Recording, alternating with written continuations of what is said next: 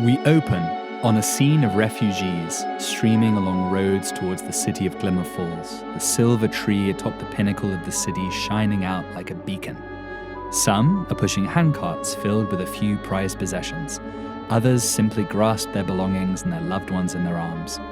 All along the road, the forest looms, and the refugees cast terrified glances towards it as they push themselves onwards towards the city.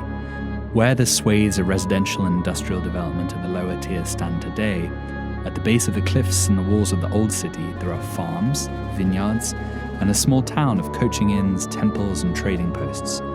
But any formal accommodation has long been overwhelmed by the influx, and thousands of tired and hungry people are setting up tents and other improvised dwellings.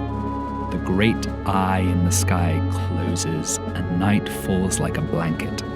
It reopens, pale blue iris, barely illuminating the scene, and serving only to cast long shadows from the forest which spread over the refugees like grasping fingers. There are sounds of alarm and anxiety as people quickly pull and light torches from their packs, and soon a snake-like path of fire reveals their progress along the forest road and makes a patchwork across the settlement of the lower tier. Above it all, standing beneath the white stone archways of the pinnacle, 7 figures stand tall and strong as pillars, some wearing beautiful armor, others in long woven cloaks, all intently watching the progress of thousands of souls to shelter beneath the walls of their city. And as they stand, looking out into the torchlit night, absolutely exuding power and nobility and concern for their people, the title reveal scrolls up onto the projector screen. Flight from the forest, how Glimmer Falls was reborn. Swinging around, we find ourselves in the cavernous and gilded interior of the Church of the Gossamer Vale, a curious mix of cathedral and movie theatre, concession stands built into the tall and beautifully wrought columns of the building, and stained glass windows proclaiming the title of the latest spectral lantern showing. And on a row of velvet seats in a large box on the mezzanine level, sharing a single bag of popcorn, we see our 5 tween heroes, the lights of the spectral lantern playing across facial expressions which range from tearful to bored to resentful to tearfully resentful to tearfully bored. We all know who we are.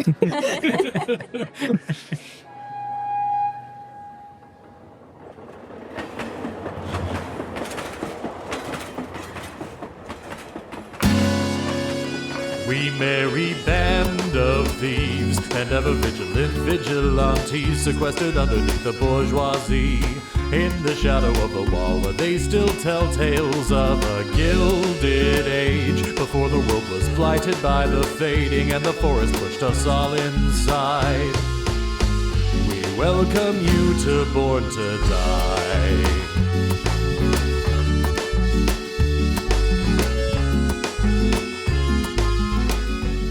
Hello, and welcome to Born to Die. I'm your host and GM, Thomas. For this game, using a somewhat simplified and hacked version of the Blaze in the Dark system. And I'm joined by my co-host, Reed.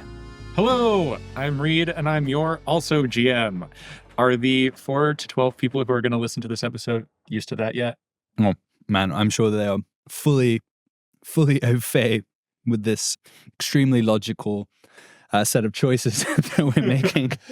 And if you're not, you should call us on our hotline at 1-800-BORN-TO-DIE. That's 1-800-BORN, the number 2, DIE.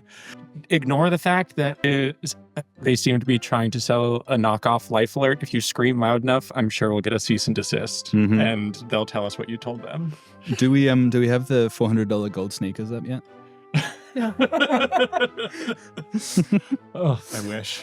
If our beautiful, talented players could all introduce themselves, please, your name and your character's name, starting on my left. Hello, my name is Natane, and I play Finrea Finn Edsley. She's the group cutter. I'm Carissa Fitzgerald, and I am playing Alara Phelan, the Hound. I'm Drew, and I'm playing Cove Landeril, the Lurk. I'm Greta, I'm playing Roberto, also known as Birdie, the Slide. I'm Ryan, and I'm playing Starless Thrain, the Leech. Yeah, and you attentive listeners will notice that the additional piece in those introductions are the archetypes that our characters have now chosen. They are, I guess, in this very instant, still just for a few more moments, happy, bright-eyed tweens, but we will soon be pushing them down the dark path towards criminality. And those archetypes are the ones that they've chosen from the Blaze in the Dark system, and we will explain a little bit more about what that involves shortly. But first, should we get a quick recap of what we did last time? Our intrepid tweens attended a celebration/fundraiser for the Lower Sunpool Mutual Aid Society in the wake of their Birch Ball victory. Some of them met Mother Maybe, the head of the charitable organization, while Finn conspicuously avoided her. I'll avoid you, Finn. Well, she did. Our tweens got very tired. Most got a good night's rest, except for Starlish, who stayed up all night listening to death metal and trying to make a utility belt. They woke up with their missing friend Benny on their minds, and through Birdie's incredible community theater performance at the local library and Finn's dominance in an arm wrestling match with Armless Charlie, they managed to discover Charlie. the location of the treehouse, the place where Benny was last seen. They skulked through a storm drain where they were chased out by a bioluminescent, eye-stalked creature, avoided some Australian Glimmer Corp watchmen. Mate. Real bug of a patrol. And entered the treehouse where they heard snippets of Benny's voice from within. They found some vinegared wine, a hunting bow, and some cutlery before discovering the tree bursting out of the conservatory and into the upper levels. A strange creature corralled them to the tree's base where a shadowy hole within the tree's roots beckoned them in with promises of beautiful music and their friend Benny. Just as Cove was about to step down into the void, Corp security burst in on a mission to fell the tree and arrested the tweens for trespassing. At their trial, Lord Justice sentenced them to 10 years of civic service and re-education. And we pick up this time with a montage of important moments during this 10-year sentence. You did so well there. I was expecting treens for trespassing. Why don't we sort of start talking through these vignettes or this montage first, and then as we get to the end of it, then we can talk through your sheets a little bit, because I think then those archetypes will make a bit more sense, perhaps. Yeah. So I guess the question is, whose vignette do we think happens earliest chronologically? Mine could happen pretty early.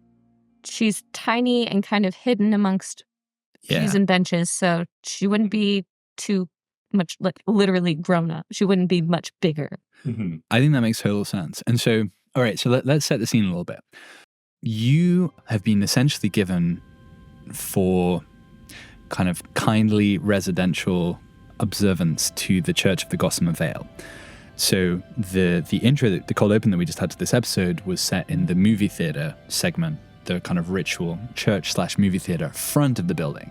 It's a large building. The back of it is like the administrative offices and then also a bunch of rooms. That's where you're staying.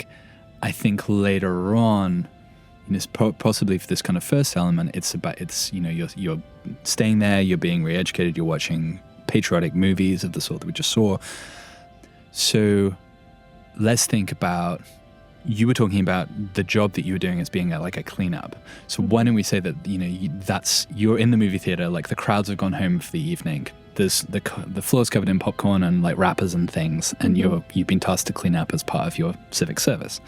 Yeah. So yeah, when he gives a sense of Alara's state of mind, and we'd be talking only a few months really after this sentence started. Yeah, so Alara's, she's pretty bored with it. She, wasn't really loving life outside before all of this happened. So she, now she's just being told what to do and doing things every day, and it really feels like that's kind of what her parents do, but they choose to do it every day, but this is punishment? Mm-hmm. Prindo really knows how to live, huh? So just really bored, just numb to it all already. Maybe at first it was kind of interesting, a new room, a new film, mm-hmm. a new specky, but I'm over it. And so I'm kind of, I have to clean up after everybody made a mess now. And two of those people are still there. Yeah. So towards the back, there's a couple of people who are still sitting in the seats. They've lit up a cigar and they're smoking and chatting as you kind of move around. Yeah, I bend over and start picking up there's some sticky stuff on the carpet that I'm starting to pull up. Yeah, and you overhear a conversation between these two. And who do we think they are? So they're people from the neighborhood, but they would be on the kind of more affluent end of the spectrum. Any thoughts? Anybody that we've met before? Could be or could be new. There are artists, maybe? Sure. Yeah, who'd be interested in being there. So, okay, so let's think about this. So that this is, it's popular. Think of it as like action hero movies. So it's popular, but not well regarded. So they've come to disparage it. Yes. Yeah. For the irony. These are critics. Yeah. Yeah. Yes, exactly. They've been laughing through the whole Uh-huh. thing, just talking so much shit. And that's why they're there late. They're there late because they've just been dissecting what they just watched. It was basically Madam Web, I think. Ew, what absolute garbage. I've never seen such drivel. They just keep putting them out, don't they? I can understand why the dummies kind of lap it up, but seriously. Anyone with half a brain knows that this is just simply propaganda. Speaking of half a brain, did you see poor old Fallon, the herbalist, got in trouble? Did he now? Oh, cost him. He did. I shouldn't speak ill of it. He's a kind fellow. He was ministering to people in need of help, but you've got to choose the right people, haven't you? You don't want to get on the wrong side. Was he messing about with them wrong folks? Oh, that was a different accent. Yeah, take two. Did you have a stroke? I have a theatre performance. It's not that I'm just cycling through all the voices. Well, that sounds as if it would be terribly confusing for an audio audience, do you not think? Good thing we don't have anyone. That is fortunate, isn't it? Yes, from what I heard, there was a bit of a kerfuffle outside of one of the Glimmer Corp facilities. Yeah, a bit of a kerfuffle. Some ugly protesters bothering beautiful people, I believe, and there was some bruising and some cuts, and how those watchmen can get a little bit handsy. But yet anyway, Fallon, jolly good fellow as he is, kind of stepped in with his bandages and whatnot, but unfortunately, I suppose that's aiding and abetting. Did they bring him in for that? I certainly think they did. I saw him thrown into the back of a carriage and haven't seen him since. You must know who to associate.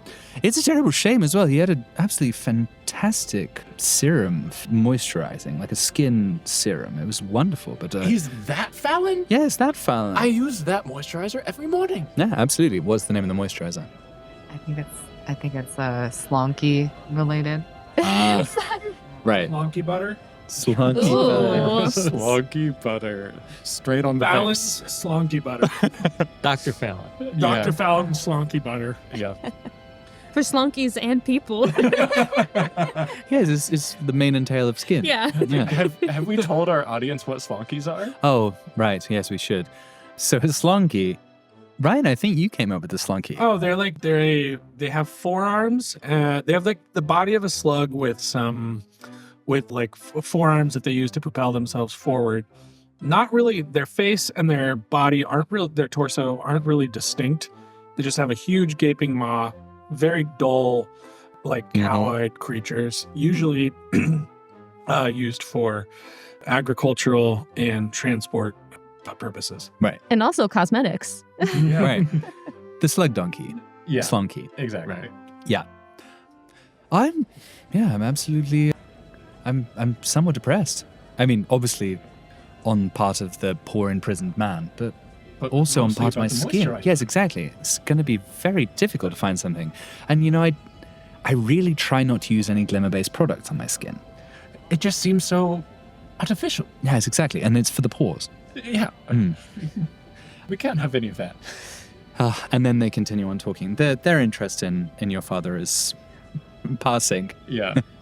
Alara peeks her head up over to, well, she hears the mention of the name. I imagine this is the first time she's hearing of any of this. Yeah. She's like, Dad?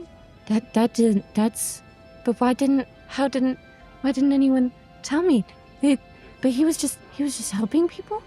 Are you saying this to these two, or are you talking to yourself? She's talking to herself. I feel like Laura's starting a bit of a panic. This is not okay. Her father does everything that he's supposed to do. He helps people. He got in trouble. It's not like he snuck into a house he wasn't supposed to. Got persecuted. He got persecuted. Yeah, so I think that's probably where we leave Laura, kind of finishing up her cleaning in a bit of a tizzy. Yeah, she's starting to break down. Do you tell anyone in the rest of the party about this? Who might you have a conversation? Oh, so okay. Half cleans the area, just really in a daze, like, oh, how do I get my dad? How could they do that? Like, why would they do that? Like, what is happening? The first person that she runs into is Birdie. Hello there, Alara. Birdie. You look quite, alarmed.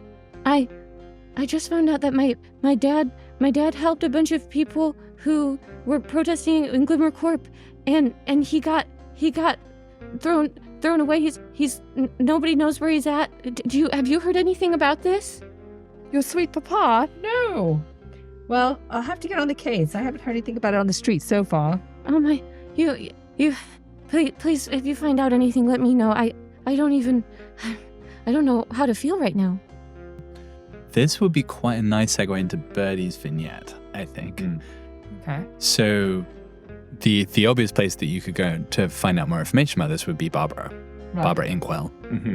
At the, what did we call the newspaper? The unblinking eye. At the Unblinking Eye. Yeah. But you are confined to quarters, all of you guys, in this residential facility. So it's not high security, so how might Bertie escape to go and... Well, I think that Bertie is treating it as high security. And he's been waiting for just this moment. Right. Bertie has prepared an escape pack and has been slowly digging a tunnel out, even though there's a window above him. And he also has been knitting an outfit. No, he's been dyeing his clothes dark. He has like an extra pair of clothes to dye them dark. Where did he get the dye from? He's been saving the blueberry skin from pouring. I imagine that Cove might be able to point you in some good directions for dyeing your clothes too. Great That point. sounds like a much faster way to do this. Okay, so let's play that scene. Cove, you walk into Bertie's room where Bertie has just a bunch of blueberry skins. like 7. Just 7. Yeah. Are you doing what I think you're doing with those? Yes. Well, what color do you need? I can help you out. The darkest color of night. Okay, so blueberries aren't going to work for that. Maybe not. Do you have like a nice Pinot Noir skin or something? Yeah, I can get you something. It'll take a couple. I got to go back to where we make the clothes, and I'll get you some dye. That sounds much easier. Thank you, my dear friend. See, I wonder whether Cove's work placement is in one of the cloth making factories. That would be under Sanctuary Natural Pastures in the Nest, probably. So you could be working outside of the district, indeed, at this point. Oh, okay. So that could be interesting. But yeah, so let's say you've acquired the dye. You have your midnight dark costume, Bertie. Yeah. Are you still wearing your hat? Of course. Of course. So you manage to kind of wriggle through the tunnel that you've dug. They've put you on the ground floor, Yes. fortunately. And you're out in the streets.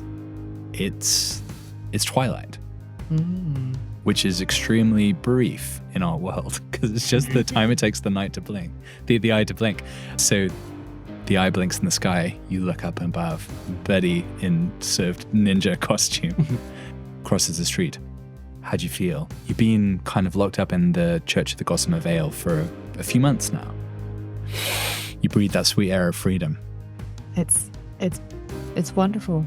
But he's very happy to be free. And he does a little dance, of course. for no one to see. A stealthy dance. I'm watching out the window. Bertie gives you a deep bow, putting his hat in his hand. Yeah, and scurries away. You head over to the print shop of the Unblinking Eye, which, as we described before, was a building that the whole thing was a print works previously that had then been sublet to a variety of people, so that the Unblinking Eye was just taking up one corner of it. That corner, the door and the windows to that print shop are smashed open. No. What'd you do, Bertie? Think Bertie's gonna just hop right in. Mm-hmm. Kind of like going through a hula hoop. Just dive right in and roll on the floor. You dive right in, you're on the floor. The tables are upended. There are stacks of paper everywhere. The machinery itself looks to have been quite badly wrecked. Oh no. This would probably be a gather information kind of scenario. So do you wanna give us our first roll of the evening? Sure. So that's going to be probably survey, I would guess. Yeah. If you spend some time here, it could also potentially be study. Mm-hmm. Could be. Okay. And if you want more dice, it's push yourself or devil's bargain are the ones you're looking for. Okay. So I'm going to study the scene, and I've got one bubble. Actually, this is probably a good opportunity to kind of update our listenership. So in the past couple episodes, we had just used the 3 kind of overarching attributes, which are insight, prowess, and resolve. Insight being thinking stuff, prowess being physical stuff, and resolve being feeling stuff, basically. The full game has 12 action ratings, 4 of which land under each of those 3 attributes. And so what we're talking about here is under insight, you have hunt, study, survey, and tinker. And we're determining which one of these is the best for this situation. And what did you think, Greta? What's Bertie I think Bertie is studying. Okay. And do you have a dot in study? I do, in fact, have a dot. Great. So you roll 1 dice. Just one. 1d6. 1d6. And tell us what you get. 3. 3. So that is a failure. This is a hard game. Yeah. Of course, there are various ways to add to your dice rolls and such. You can resist the consequence of that failure. Yeah. I'm going to resist the consequence of that failure. Okay. So how are you going to... So let's tell you what the consequence would be first. You would be found by a group of passing watchmen as you investigate it before you can find out anything of use. Mm-hmm. So how would you resist that consequence? I would use subterfuge. Can I do that? Sure. In what sense? Like, are you kind of trying to hide? Are you trying to like distract them? Like, what's your... Definitely. I think what Bertie's doing is, I think that there's an elaborate like dancing lady. No, it's like there's a statue in the print shop. Uh-huh. Like a newspaper boy out hitting the streets. Right. And so Bertie could have hidden under the desk, but it instead decides to just like stand behind it and like... Oh, that's very good. Hold the same pose. Oh, that's very good. So what do we think that is in terms of attributes? I think it's going to be one that I have a bubble in. I thought probably it would be, yeah. Yeah. Actually. It seems like a physical thing to me of like getting in the right My pose and first holding thought it. was finesse. Yeah. Okay, well, I don't have that, so we'll not choose that. So But to resist a consequence, you don't use the individual 12 attributes. You Okay. use the general category of prowess or insight. And or how resolve. many you have in that vertical. Yes, however category. many skills where you, in that category, that you have at least 1 pip in, that's how many dice you get to roll on Okay, a I think resistance it's roll. insight because I think you have to be very smart at night when the light is low. Figure out like how would someone be able to see? I mean, I think that makes sense in the sense that you've looked around the scene and instead of like trying to Exactly. jump up on a beam or But hide in also- somewhere physically challenging, you're like, oh, I look kind of like that portly newspaper boy. I think Bertie always wanted to be that portly newspaper boy. Yeah, and I don't think that holding a statue shape is too challenging physically. So you can roll 2 dice under insight. Also, And Bertie it's- is very familiar with the print shop. Okay, so it's 6 minus whatever you get is how many stress you take to resist this consequence. Wait, so 2, and I choose the lower one? You choose a higher one. Wait, so why do I want to roll 2? Because that's good. Yeah. 6 minus whatever you get. Okay, fine. Right. 4. Or No. it's a 3 and a 1. Okay. So you get 3 stress. Yeah, you take 3 steps to resist the consequence. Mm-hmm. So I take the higher one, and only the higher one. Yeah, Yes. 6 minus your highest roll. Okay. Yep. So I get 3 stress. This is fantastic radio. Okay. So you take 3 stress, but you resist the consequence, which means you achieve what you were trying to achieve without getting captured. And what you find out will be, so I think you can ask one question from your list of in your gather information. So each of these character sheets that the players have slightly different questions for a gather information roll. I think Bertie is wondering what's really going on here. I think that's a good question. I think that's the only one of my gather information that's even vaguely relevant. So the first thing that you find is that there's been a big print run recently. Most of the sheets have from that print run have been distributed. The ones that remained seem to have been burned. They're in a waste paper basket and they've been burned. So you are not able to read what was on those sheets. But you're a smart young man who knows the print show. You can go and look at the letters that are in the press itself. So you can look at the kind of inverse of it, and you kind of put a little piece of paper in there, bring down the print. There's enough ink still on the press to let you know what was on the front page. It was an expose of Glimmer Corp specifically. Yeah. You hear in Barbara Inkwell's voice the headline, "Water quality falling sharply."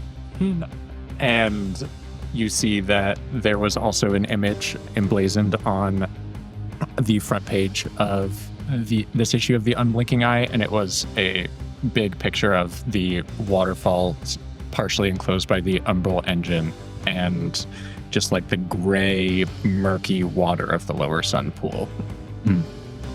So you see that this was the last thing that was printed. It seems to have sold or distributed. I don't know whether Barbara charges for the newspaper pretty well. After that, everything got beat up. And what was the date on the paper? How long ago was this? Pretty recently. I think the past couple of weeks. She does charge. We're not a charity. Actually, this is a really good opportunity to talk about what the currency is. It's wooden. Little wooden discs. So thinking about, what's the most precious item in a city which has very little access to lumber and which had to cut down all of its trees? Wooden. Slivers. Slivers. Yeah, slivers is great. That's awesome. Yeah, so maybe 5 slivers. Yeah. Yeah. Is that the smaller denominations? And thinking that the larger denominations would be something like knots or whorls. Knots is good. Slivers and knots is good. You Okay. could have a trunk of slivers and it would be a trunk. That's more of a slang term. Yeah. That's not the official term. Like, got a couple trunks here. What's your name on it? My pockets are dry rotten. That's very good. So yeah, you can't see Barbara anywhere. She would usually be in the printworks at this time. The whole thing has been smashed to pieces. Like, she's run into some opposition here. What'd you do, Bertie? I think I'd probably just go call upon her at her house. Where do we think she lives? I mean, we haven't talked about that yet. Well, continuing a great tradition with my character, Barbara Inkwell also lives with her aunt. Everyone lives with their aunts. Her aunt must be ancient. I think it's one of those situations where your aunt is the same age as you because you had Right. a weird situation of different aged parents and uncles and whatnot. Exactly. But Yeah. with They're just inheritance. roommates. Yeah. Barbara, there's a little boy on the step. He's asking for you. What does this little boy look like? He's dressed like a ninja, but he's got a hat with a feather in it. Send him up immediately. Go up immediately, child. Would you like a cookie? Always? Hands you a little plate of cookies. They are quite dry. Oh, any tea to go with these cookies? Certainly, I'll start making the tea. You go up and see Barbara, my niece. You head upstairs, and Barbara Inkwell is in bed, couple of visible bruises. Oh no. My Bertie! However, did you escape your terrible prison? Shush. Let's not talk about me now. How are you doing, Barbara? I've been better. Is it safe to talk here? I don't know for sure, but at least I'm still alive, so I have hope. Bertie lays down by her feet and Starts purring like a cat. says, I happened to the print shop. I hear you published a very successful expose. A scathing rebuke of Glimmercorp. They've been poisoning our water, and mere days after that story ran, hooligans burst into the print shop, destroyed everything, threw me to the ground, and said, in a strangely Australian accent. All right, I'm going to try and do Barbara Inkwell's voice in an Australian accent. Please hold.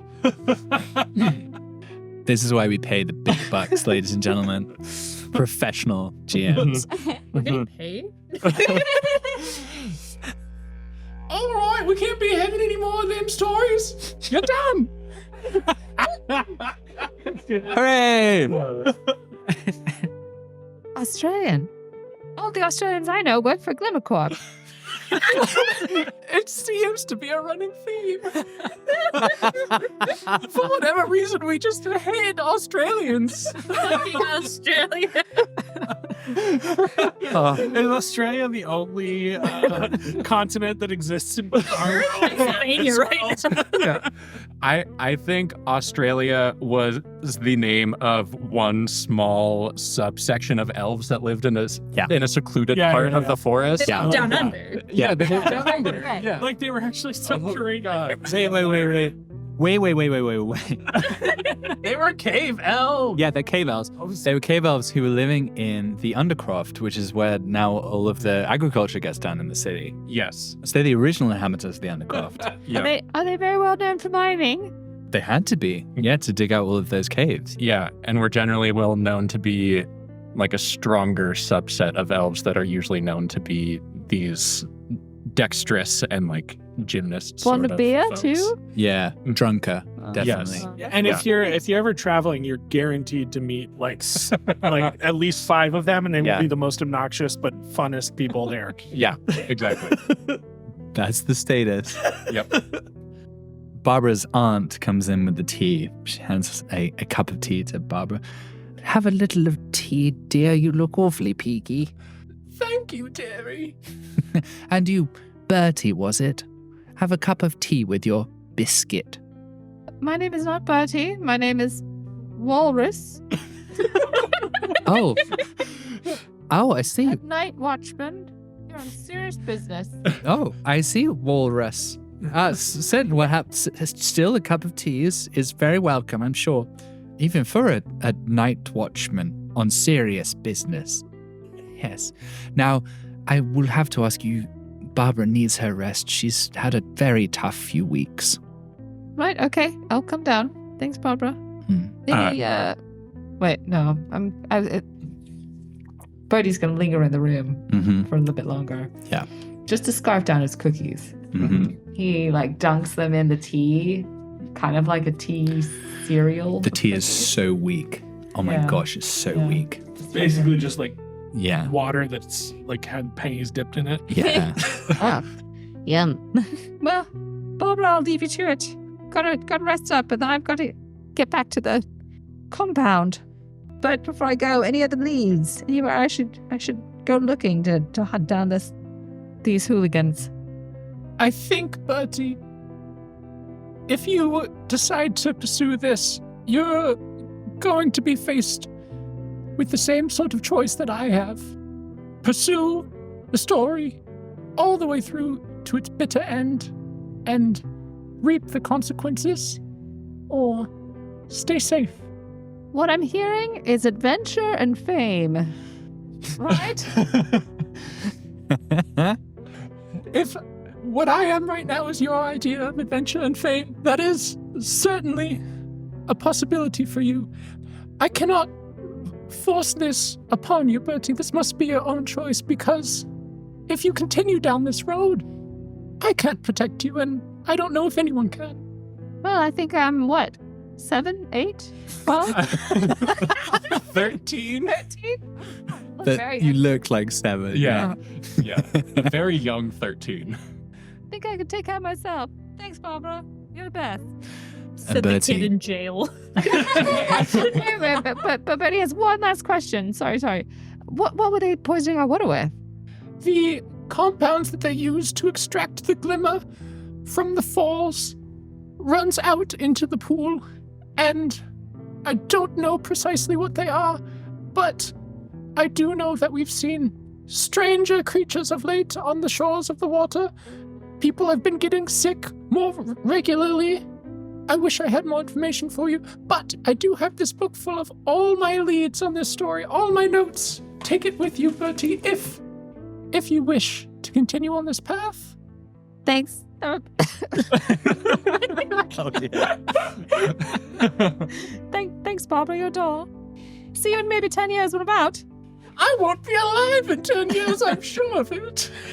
And on that dark note, we So is Bertie's alias Walrus? 100%. This is actually Bertie's second alias. Yeah. The first one was Ronaldo. Oh, Ronaldo. Ronaldo, that's Yeah, right. Mr. Ronaldo, and now there is Walrus. He's a master of disguise. well, he disguises himself. Yeah. And this is just great. This is exactly what the Lurk is fantastic at, right? Slide. Slide is fantastic at. Yeah, they disguise and whatnot. Slipping in and out of different personas. I reckon the next vignette is probably Finn. Yeah, that's fair. So Finn, do you want to give us some sense of what's happened? And we're talking a couple of years later Yeah. now. So I think for that first year, Finn is really working hard to sort of just catch up, like learning how to properly read, write, do arithmetic, and is working really hard. She's regularly meeting with Coach Rico, who comes to see her. He probably starts doing like an outreach thing to get the, I guess, juvenile kids out doing sports. So they kind of have a workaround to see each other, and he's always like got these plans for how he's going to get her back on track and how like the dream isn't dead. We're just a little bit of a setback. But he's got all these plans and he's got these things. He's like, work hard, try hard. Maybe we can get you out early on good behavior. Maybe we can still get you scouted. But then after about 8 or 9 months, Coach Rico dies. So after that, it's pretty hard for Finn. Well, I think, I mean, the scene then is his deathbed. Yeah. Yeah. And we think it's probably going to be in the Mutual Aid Society. So he's going to be under Mother Maybe's care in those last few months. Yeah. And I think Finn gets a pass to go see him. Yeah. I think like after he's already passed. No. While he's like on the You- way out. Yeah, you like get to in talk to him. hospice care, Yeah. essentially. So you walk through the front door of the Mutual Aid Society, and it's, as we talked about, this like row house. It's, it's not very salubrious. There are a number of kind of like burly, kind of working class dudes around, most of whom look to be missing one or more limbs or have various kind of industrial accidents or such that have happened to them. And they're just kind of like sitting in the corners. Some of them are smoking, kind of looming a little bit. Mother Maybe comes down the stairs, like little legs working.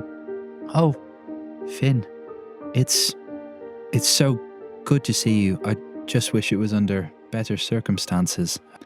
Look, and she kind of gestures you forwards and starts taking you up to the room. Like, you take this time to be with Coach Rico. He's just a fantastic man he's truly cared for you and for the other kids in this community.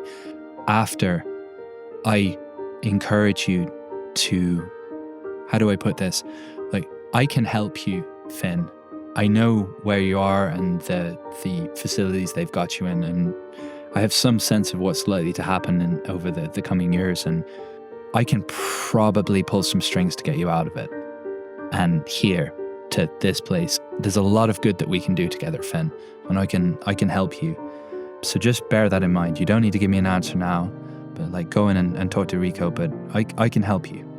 I think she nods, doesn't like say anything, and I think probably like normally she just feels very like suspicious and uncomfortable around Mother maybe, but I think right now she's very lost and might be seeing like a raft here. So she's not gonna say anything though. She wants to talk to her coach first. Mother maybe opens the door to Coach Rico's sick room just as you're inside, closes it.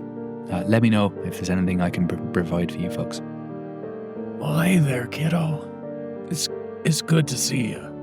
Yeah, it's good to see you too. I brought my most recent exam here. You can see I have a B-.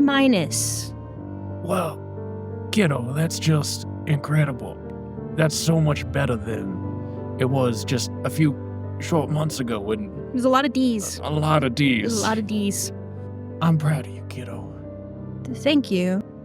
Yeah, I was really trying. I really was. I know. I don't know what I'm gonna do now. Well, the only thing I think you can do is just keep trying, Finn.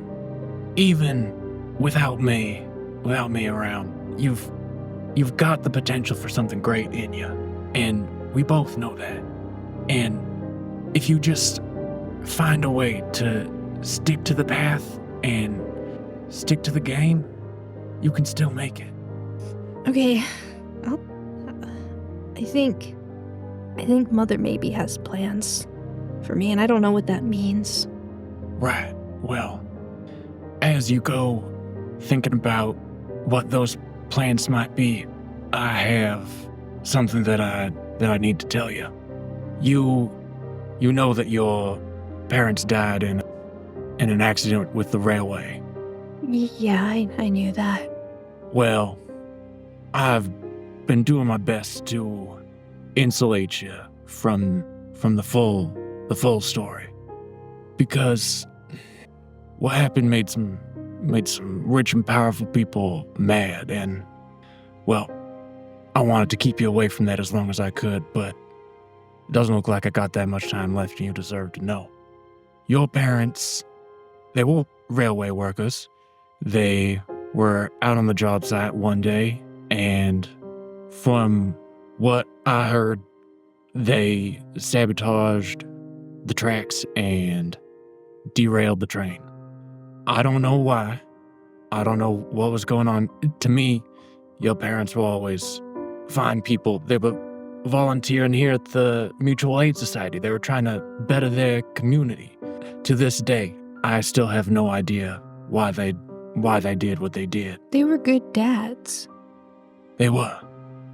And I'm still confused about what happened. But they derailed the train, and it seems that maybe they didn't know, but there was a passenger car at the back of the train. Usually these trains are just for transport between one big city and another. People don't go back and forth hardly ever. It's birch ball teams, it's diplomats, maybe the occasional titan of industry negotiating something. It's usually unpopulated except for maybe a conductor or two. But on this train, there was a passenger car. And also on this train was a shipment of Glimmer. And as the train derailed and that substance breached its containment car, it was just fire, explosions, whatnot. Your dads tried to run to the car and help pull people out, and they didn't make it. And that's the full truth about what happened to them. It doesn't make any sense to me, but you deserve to know. It's just hard to lose another dad. Coach Rico just starts weeping I think when you say that. Finn is already just like crawled up on his lap. and he probably can't even handle it. Man, you're just so big. You're I know getting stronger and stronger. It's just so impressive. I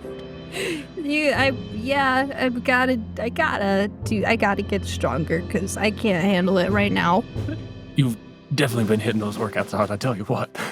Yeah, there's a pretty good gym in the facility. He kind of cuddles you in closer. And says, don't worry about your bat neither. I handed it off to Duck down at the nose bag and threatened him on pain of haunting to not give it to nobody but you. I don't know if I'm capable of haunting someone, but if there was ever a reason, it was sending that bat to anyone but you, Finn. When you go get it, there's a message in it for you. I've always lived my life being underestimated by other folks, and I imagine there's going to be a lot of that in your future as well. So my personal motto for me has been, be more than you seem. And if you pass that on, the bat will know what to do. Okay. Thank you. Of course. I love you, Finn. I love you too. Big, as much of a big hug as Coach Rico can manage right now. Mm-hmm. And just kind of cuddles towards you and falls asleep. Yeah, I think Finn just stays probably until like she also falls asleep, and more than likely she wakes up back at the facility because someone has taken her there, and she just takes a deep breath. Okay, I got this. I think the person who's taken you there is Charlie. Mm-hmm. So Charlie's working with Mother Maybe now at the Mutual Aid Society. Mhm. And I think, yeah, you wake up in your bed and Charlie's like walking out the door. He's placed you back in. He's grown a lot. He was big before. Mm-hmm. But yeah, you see him. He gives you a little wave. Boy, Finn. Oh, thanks, Charlie. Sorry I had to see me like that. You never saw anything. I mean, you don't remember you saw me cry after I lost that arm wrestling match to you? Oh, yeah. How's your arm? He brings it up, huge, absolutely massive biceps. Just like, one side, though. Yeah, so I think that probably is. Yeah, that's the reveal. Like, I was wondering at what point this would happen, but let's say it's already happened. Like, so he'd be 16 or so now. He's missing one of his arms from the elbow down. Yeah. So I was probably being really rude and cheeky. Yeah. Well, I'm not sure you knew because you might not have seen him for a while. And he's not highlighting it. So yeah, I think he brings one up and it's super strong, and you see the other's cut off at the elbow. And he's like, hey, one's good enough for me, Finn. If you ever want to do a round 2 of that arm wrestling, I'm pretty sure I could take you. Feel like you could. But he's like, hey, think about what Mother Maybe said. She's done a lot for me. She could do a lot for you too. Yeah. Thanks, Charlie. I guess maybe if you're there, it wouldn't be too bad. Hey, see us later. And he heads out. Do we think that Finn, like, over the next couple of years, what's her path? I think her path is one of destruction. Mm-hmm. I think she very quickly goes off the rails. Like, she has her friends, but they, like, everyone is busy and they're starting to, like, find their way. And she doesn't feel like she has a choice anymore. So all she can do is just rage against the machine and pretty much sever and destroy any opportunity until the only thing left is Mother Maybe. Mm-hmm. Like, they send her, you're gonna do cooking duty. Nope. She definitely does something to the food and makes everybody sick. It's like, okay, you're gonna go do something scholarly. She sets a fire in a library. So yeah, she's just having such a hard time getting control of her temper these days when she feels like everything keeps getting taken. Right. Yeah, so maybe there's another scene like 18 months later, back at, I don't know, maybe you're in a more secure area of the church holding facility now, having been, identified as a bad kid. And yeah, you're in like a kind of visiting room. Mother Maybe comes in. She's like, pretty angry. Hey, Finn, Hey, you got a smoke? You're a cheeky young thing. I don't smoke personally. I'm, body's temple and all that. Let's think about how we can put that energy in a bit of a more constructive direction that way. I don't see what I got to lose at this point. I mean, what do you want to do? What are you interested in, Finn? I don't know. Hidden things. Mm-hmm. Cigarettes. Hitting things. I mean, what your dad's did had a lot of hidden things involved. She flinches really hard. And they laid down track. Yeah, I guess he did. I mean, is that something you could be interested in, Finn? Seems like a lot of other stuff you tried has not gone so well. Does it mean a little more freedom than one of these padded rooms? It means a lot more freedom than that. Yeah, you'd have your days to yourself. And you could, if you wanted, you could bunk at the Mutual Aid Society with Charlie and the rest.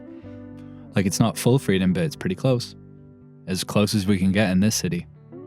You always knew you'd get me one way or the other, huh? Put it this way, Finn. I feel a certain sense of responsibility towards you. I wasn't always an old woman like you see today. I had my misdirected energies. You are pretty old. I'm pretty old. It's true. Not going to be around forever, but I do what I can while I am. Railroad, huh? That's one option, certainly. I think Finn has so many questions, and now she's kind of mulling it over in her head. That actually getting involved with the railroad might answer some of those questions. Traumatic though it might be. Yeah, she's obviously not gonna say that, but this is better than. Well, I guess railroad sounds better than being like a one-legged nun or whatever it is your people do. That's a common misconception, Finn. I've got both my legs, and she does the shortest but most unexpected tap dance. You can imagine. Just so low under her breath as a for now. So I think then it seems like maybe Finn for the next couple of years has at least some association with Mother Maybe, and she's working on the rails. Cool. Yeah. I love the image of Finn just massive sledgehammer in her hands, just pounding a railroad spike in under super sweaty under some blazing daylight. Oh yeah, she's her arms and shoulders are just becoming immaculate. She is so strong, and she's just all 3 of my dads are dead and my life sucks. And that's where we'll leave Finn.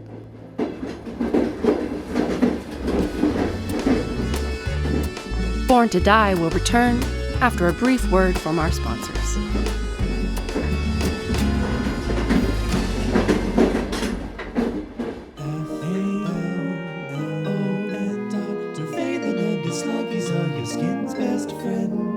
Friends, do you find your skin grows cracked and dry after a day under the bright orange glow of the eye? Well, with Dr. Phelan's, you can say no more to the malady that leaves you feeling scaly and sore. Apply once in the morning for all-day protection, and again in the evening for a skin resurrection. Yes, if it's baby smooth softness you'd like to recover, then try Dr. Phelan's Premium Sloggy Butter. Side effects of Dr. Phelan's Sloggy Butter may include, but are not limited to, fading reflection, melting flesh, loss of appetite, extreme pubic hair growth, eternal itch, bleeding pores, tinnitus, diarrhea of the mouth, and in extreme cases, death. Do not use if you are allergic to any ingredients in Dr. Phelan's Sloggy Butter. With guaranteed satisfaction and at a price to behold, pick up Dr. Phelan's wherever skincare products are sold. Dr. Phelan and his Sluggies are your skin's best friend.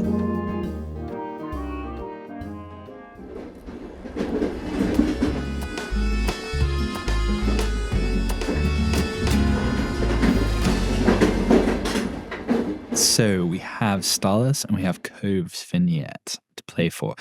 I think Cove's makes sense. I think Cove. Yeah. All right, so Cove, we are 5 or 6 years into this 10-year sentence. What's Cove's kind of experience of it been?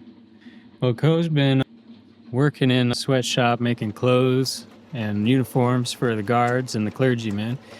And, well, Benny's been on my mind ever since that day, but I'm trying to push it down because the main thing that matters is the community that I have here, and I'm trying to keep morale high. That's my main goal, is to keep morale high. So I'm going around, stealing little gifts for everybody. I compliment Finn's arms every chance I get.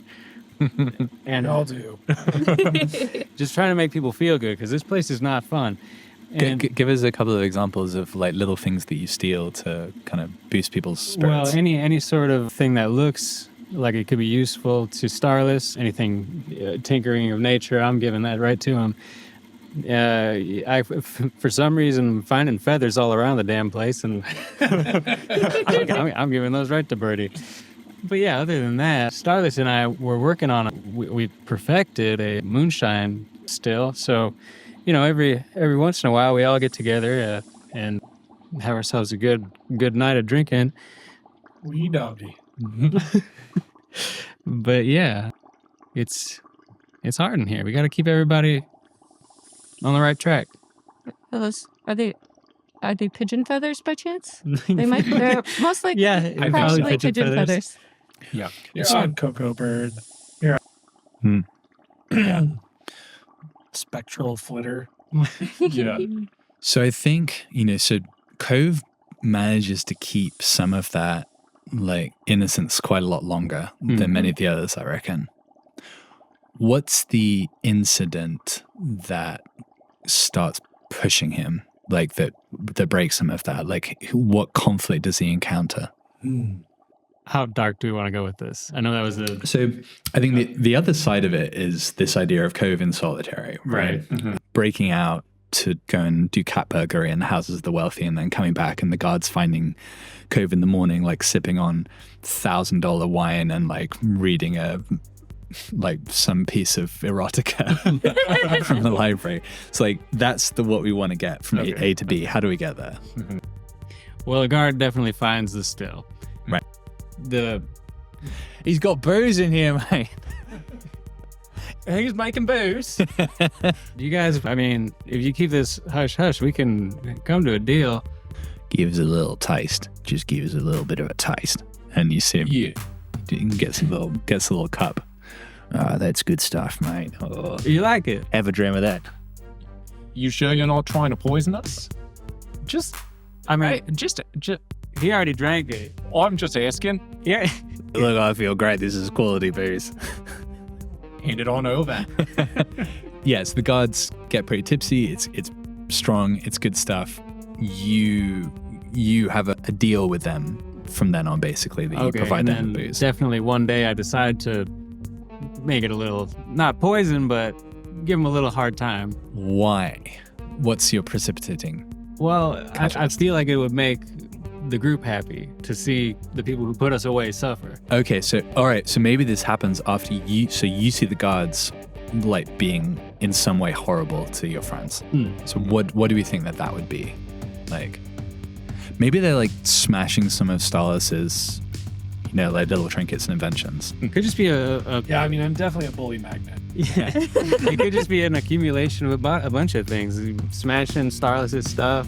I did have one other idea, which was that since you introduced me to drinking, and part of my thing is that I'm getting angrier and angrier, is that like you provide alcohol for me, I get like wrecked, and there's a scene that's caused that ends up attracting unwanted attention. Yeah, you start mouthing off against the guards, and they beat the crap out of you, basically. Yeah.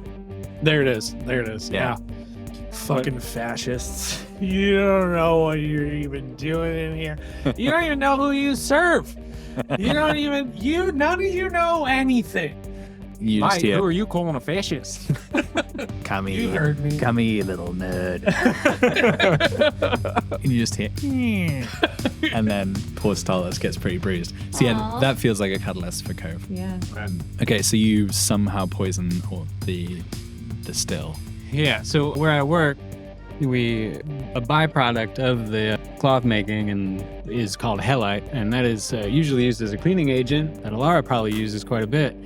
but it also has a nice flavor to it. And if you put a little bit in there, it, freshens up the moonshine a little bit. But if you put a lot in there, it doesn't increase the flavor at all, but it upsets the tummy in a way that these guards might not enjoy. Right. So yeah, we get a very, Animal House type scene. Right. They're all just shitting themselves. We flash forward and Cove is like sliding across the cold tiled floor of solitary confinement. There is a toilet in this room and not much else. The windows are high on the walls and barred. This is an actually secure location within the building of this large church, which represents to Cove at this point of development the most interesting challenge to date. You see Finn carved into the floor, just over and over. Yeah, and I write rules after. So yeah, and as we kind of previously mentioned, that then during these intervening years, Cove is primarily in solitary confinement and just keeps getting out and kind of rubs that fact in the face of the institution. Yeah. And you're stealing from the great and good. Yeah, and it's kind of a rallying cry for everybody else too. It's like I'm keeping my enthusiasm and my optimism and like shoving that in their face, and like I'm hoping that everybody else kind of like gloms onto that. Right. So you're still making your moonshine when in this? No, but I'm stealing enough outside to give you guys anyway. Cool. Yeah. So Cove is coming just back with extremely expensive bottles from people's cellars.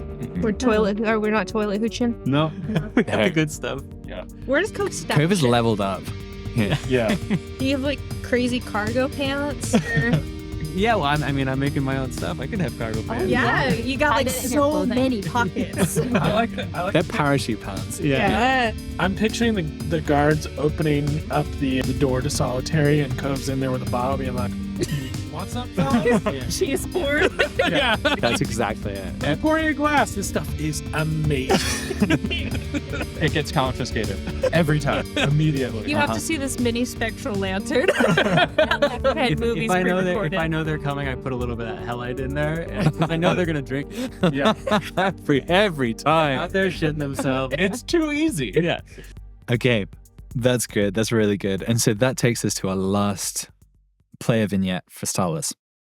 And this is a little bit different. So, a lot of the stories we've heard so far is how, how disengaged or how dislocated from the kind of broader society the rest of you guys feel. Starless' experience has been a bit different. So why don't you tell us? Yeah, so his introduction to the system is rough. He's identified as a weakling, like I said, a magnet for bullies.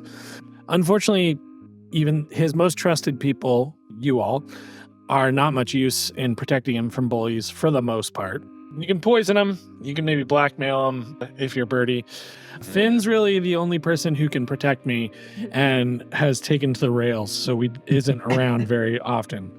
So I start channeling all of my frustrations into tinkering, and specifically vindictive tinkering at the suggestion of Thanik.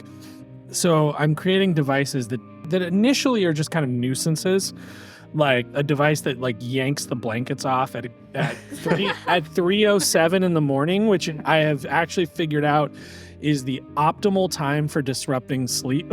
But you tested it on yourself to find out when you're the most tired. Yeah, it was a weird week. And then like a device that like pulls the chair out from under someone from across the room, and it's like these really like fine but high tensile strength fibers that just yank the chair out at exactly the right moment. Or a device that emits exactly the right frequency to make someone shit themselves. There's a lot going on. There's so much of it. So much shitting yourself. Yeah, exactly. So, yeah, I mean, I guess like most of our revenge is scatological. Your teens. But Go shit yourself. Revenge is a dish best served scatologically. But as the bullying gets more intense and I'm becoming like more and more angry, the devices become a lot less nuisance based and more like harmful, until finally one of them ends up injuring one of my tormentors pretty seriously. He loses an eye and a big chunk of his left hand. I'm then taken aside and by a man that I've never seen before, who introduces himself as a former underling of Thanik, my grandfather, who they didn't know each other very well, but he had a lot of respect for him, sees my technological skill, mechanical skills, and offers me an opportunity to work with the Glimmer Corp junior engineers. You've got something, young man. There's something in there. I mean, all of this tinkering that you've been putting towards harmful for use. Look, I understand it. I was a teen once myself, and I had my share of bullying. You're a smart kid. I can tell that. Do you want to use that brain somewhere else? Wait, what do you... First of all, who the hell are you? My name is Marcus Dupree. And I'm an engineer. That's right. I can see the admiration in your eyes, young man. My grandfather's an engineer, among other things. That he is. Yeah, we worked together once. I learned a lot from Thanik. He's a deeply impressive person. Mm-hmm. Yeah. There is another way, though. So he chose a certain path, a path of independence. It's a lonely path, though. A path you find yourself in right now. Like, there are a lot of stupid people who want to hurt people with smart brains like us. You know that, right, Stalis? Oh, I know. And I hate them. Yeah. And I want to make them suffer. Hey, that's not in my purview. I can give you a way out, though. Look, there is a lot of money to be made and a lot of good life to be had in this city for people who can do the kind of things that you can do with machinery. I don't care about money. Hey, I mean, what do you care about? I care about justice. I care about revolution. Mm-hmm. What kind of music do you listen to? I care about Iron Slonky. Mm-hmm. Think about this. Could you envisage yourself in 10 years' time owning, I don't know, let's say, Glimmer Falls' most renowned live music establishment and underground bar? That does sound pretty cool. Yeah, like with the absolute best lighting and audio setup in the city. I mean, yeah, that'd be awesome, to be honest. How much do you think that costs? I don't know, like 1,000 knots? Yeah, like at least 1,000 knots. Big money. So like, yeah, the money itself is not interesting, but what it can buy, that's pretty interesting. Look, so what I'm saying to you is, there are institutions in this city. Glimmer Corp's the biggest one in this neighborhood, but there's other corps who would pay dearly for skills like yours. So you're saying that the money is just a way to get your freedom? Yeah, like that song by Iron Slonky. Money's just a way to get your freedom. Yeah, well, that song's really good. Yeah, you're an Iron Slonky fan? Yeah, that's from one of their more recent albums. People say they've sold out. No, they're just getting what's theirs. They're getting their bag in a system that they have to function in because that's the way things go. And it's not that they believe in it. It's just that that's how you do it, and that's their way to get their message out. Yeah. So I guess what I'm asking you, Stalis, is, do you want to get your bag in a system where it's just the way things go and it's the way to get your message out? Kinda. Okay, so we skip forwards. Like, let's say 12 months. Stalis is working for... You're not working directly for Glimmer Corp. What you're working as part of is as an apprentice in the engineering guild. Mm-hmm. Right? So like the most skilled people within these corps, their primary loyalty is to their trade guild. Mm-hmm. And that's what you've been recruited into, essentially. So Marcus Dupree, character who we were all very familiar with prior to this evening, he's a journeyman, I think, probably. I don't think he's a master. Okay. Thanik would be master level. And I think Thanik is very much, he was in the Engineers Guild, but his membership lapsed. He stopped paying the dues, for sure. Mm-hmm. But yes. May have never paid them. May have never paid them, yeah. But your day-to-day work is at Glimmer Corp. You're working on what are essentially kind of arcane petrochemical processes and machinery. And, the puzzles are really interesting. the problems and the challenges take a lot of thinking, a lot of imagination. So give us one example of like something that you accomplished in these 12 months that really attracted attention. Yeah, so I've been working on Glimmer efficiency and specifically Glimmer as an energy source that could replace steam powered technologies like trains. Wait, So the trains are powered like that. okay, shit. I thought did we not have any steam technology in this world? So it's basically the energy source is Glimmer for those things. So the Glimmer would heat the water that powers the trains. Yeah. So it's not like Glimmer already is the dominant technology. But Okay. you could think about, But the trains are powered by steam that's heated by Glimmer. yeah. Okay, so what Starless has been working on is a project that negates the need for water altogether. Mm-hmm. That it is a completely Glimmer powered sort of like thermodynamic process that powers transport, and it's actually not just promised to be more efficient, but actually more effective. So it basically cuts travel time in half for most technologies if things work out the way that I think they're going to work out. Okay. So this is a more efficient way of translating Glimmer energy into motion or into effort. Yeah, that's very cool. So yeah, I think you're at a very early stage in this. Mm-hmm. Who have you been talking to about it though?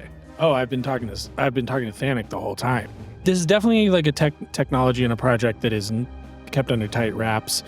I know better than to talk to my peers about it because I know that could get me in a lot of trouble, and it could also get me put on the outside of this project, which I have come to find a lot of validation in, even though I sort of still am reflexively distrustful of the corporation. I do feel like it's been an interesting challenge, and I am being successful, and I like that.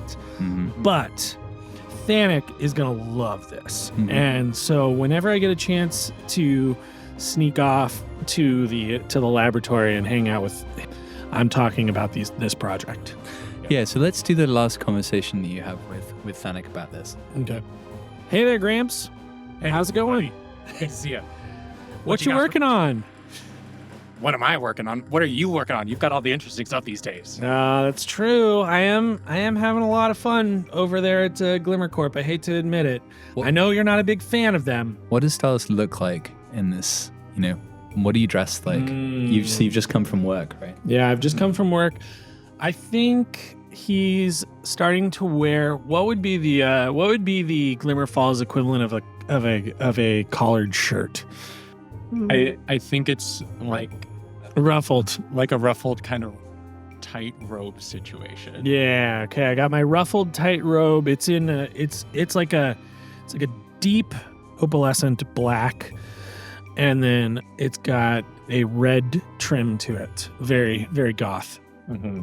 And I think this is like the engineering apprentice uniform, right? That you've stylized a bit in a couple of ways, but essentially that's what it is. And like it carries status on the streets. Mm-hmm. Okay, so that's what I'm wearing. So where were we? Oh yeah. So yeah, I mean, I know that there are a bunch of corporate pigs and fascists. Yeah, buddy, they're all fascists. Yeah, but man, Gramps, the projects I'm working on are so cool. Hey, fascists love cool technology too. It's not just for the cool kids. It's also for the fascists. You won't believe this, but I think I think we have figured out how to take steam out of the train processes altogether. I think we can power our transport on Glimmer alone. 1 second. And Thanik gets up, sprints across the laboratory. You hear cans and pistons and gears just clanking. Papers are flying. Thanik dives down, pulls out folder. The outside of the folder is covered in mold from just an old sandwich that's been sitting on it for several months. Shakes that off, opens up the folder, puts a set of notes and equations down in front of you. What do you think of this, buddy? Holy crap. I think this is going to save us about 3 months of development at least. Yeah, I had a crazy time in my life for 3 months that kids don't need to know about. And and I dreamed up this little corner of just add more pistons. Just more pistons. It's a lot of pistons. As many pistons as you can possibly fit in there. And that's going to require like two separate train cars just for pistons. I don't see the problem with that. Nor do I. And just gets out a big slate board and starts madly drawing diagrams on it with you of potential designs. I really want this to be that you're like, this harmless water vapor, screw that. We could be more efficient with oil. I mean, that's basically what we're doing. Yeah, exactly. So fucked up. We can get there a lot faster if we're just using the Glimmer and getting rid of this water. Fuck water. That could be our new.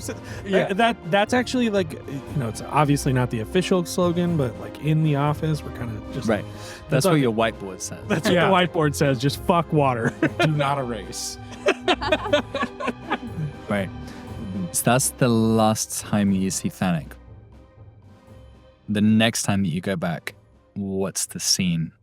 And I don't want it to be the same scene as Barbara Inkwell. So like, but Thanik's not there.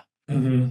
And the strong implication should be that it's the information that you've shared with him that has gotten him in trouble somehow. Well, so how do we play? Well, for one, Thanik is never not there. He's not really what you would call an outside person. Right. So the fact that he's not present is already alarming. But then I notice there's some disarray that's in disarray. Mm-hmm. And it strikes me as odd. But then I realize that the folder that was once covered in sandwich mold is empty. There's nothing in there. Mm. Other than that, things look fairly undisturbed, but it raises some questions. What do you do with those questions? I'm going to turn to the only people who I really trust, my friends. And specifically, I think I'm going to turn to Bertie and Alara. Alara, because I feel Alara is the most comfortable, safest member of the group. And Bertie is our investigative genius. Okay, so let's say, fast forward, you round up these two. The three of you are standing on the threshold of Thanik's laboratory.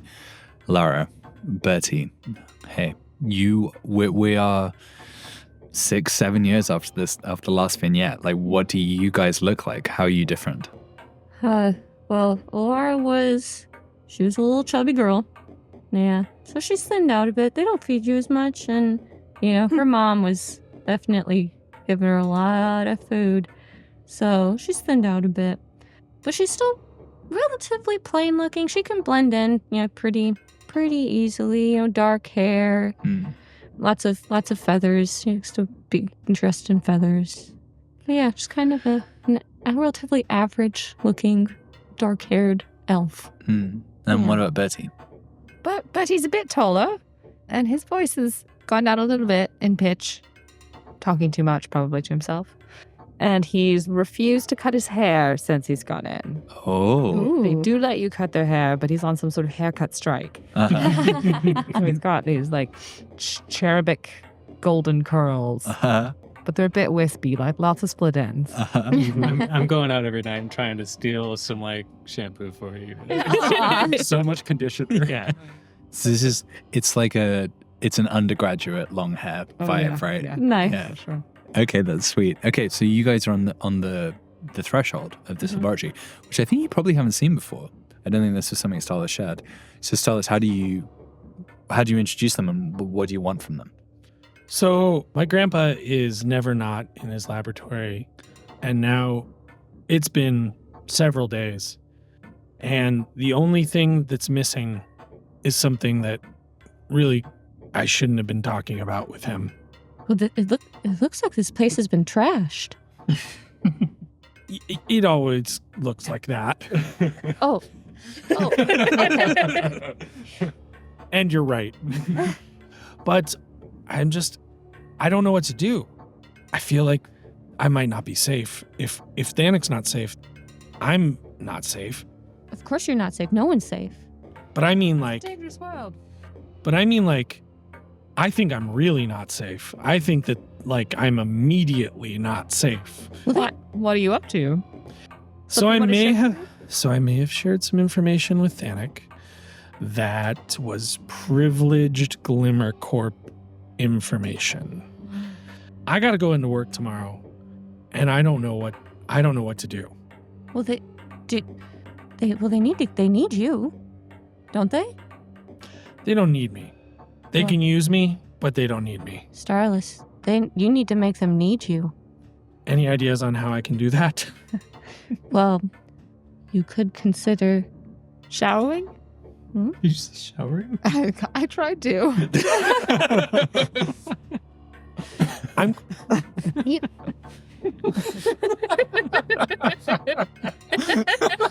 Birdie, you know I shower every day. That's just my Iron Slonky shirt that I can't wash it because the singer, Bartholomew Krupp, took that off of his own body and threw it into the crowd, and I caught it.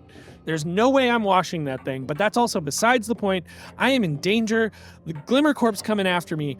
I need to hide out. I need to fake my own death. I need to do something to make sure that they can't find me, because if they find me, they're going to get me.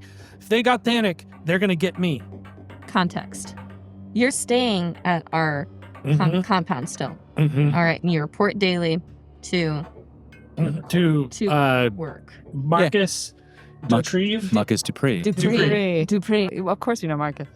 Yeah, everyone knows. Marcus. Everyone knows Marcus. Mark, MD. It's Marcus.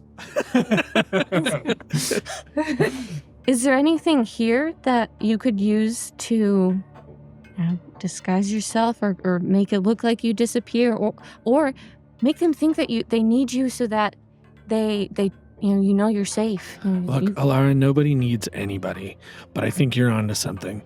I think I can use the lab to stage my death. Mm-hmm. Oh yeah. Sounds a bit drastic, no? No, this is exactly what I need to do. That sounds fun. Yeah, Okay. This does sound fun. So how are you going to stage your death?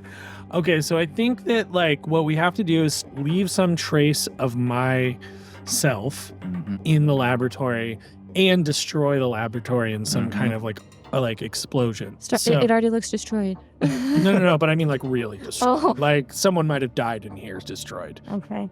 Which, yeah, okay, fair. It kind of looks like that too. But died in a more violent way and not in so much as a result of neglect. So, yeah, but Bertie, as a boy detective and journalist across the city, what would be a potential kind of murder scene or something that you could translate into this to make it plausible?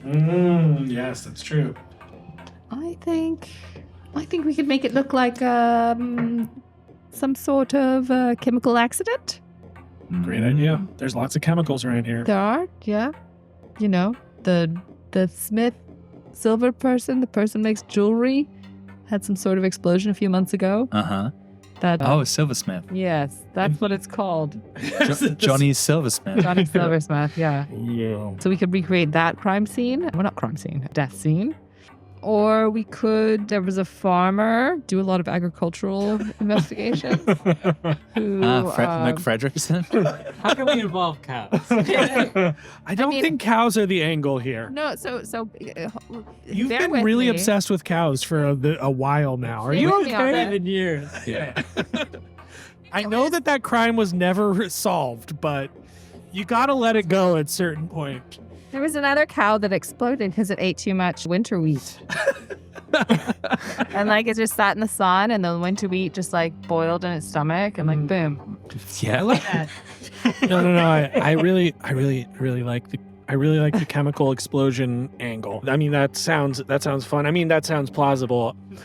I'm wondering maybe.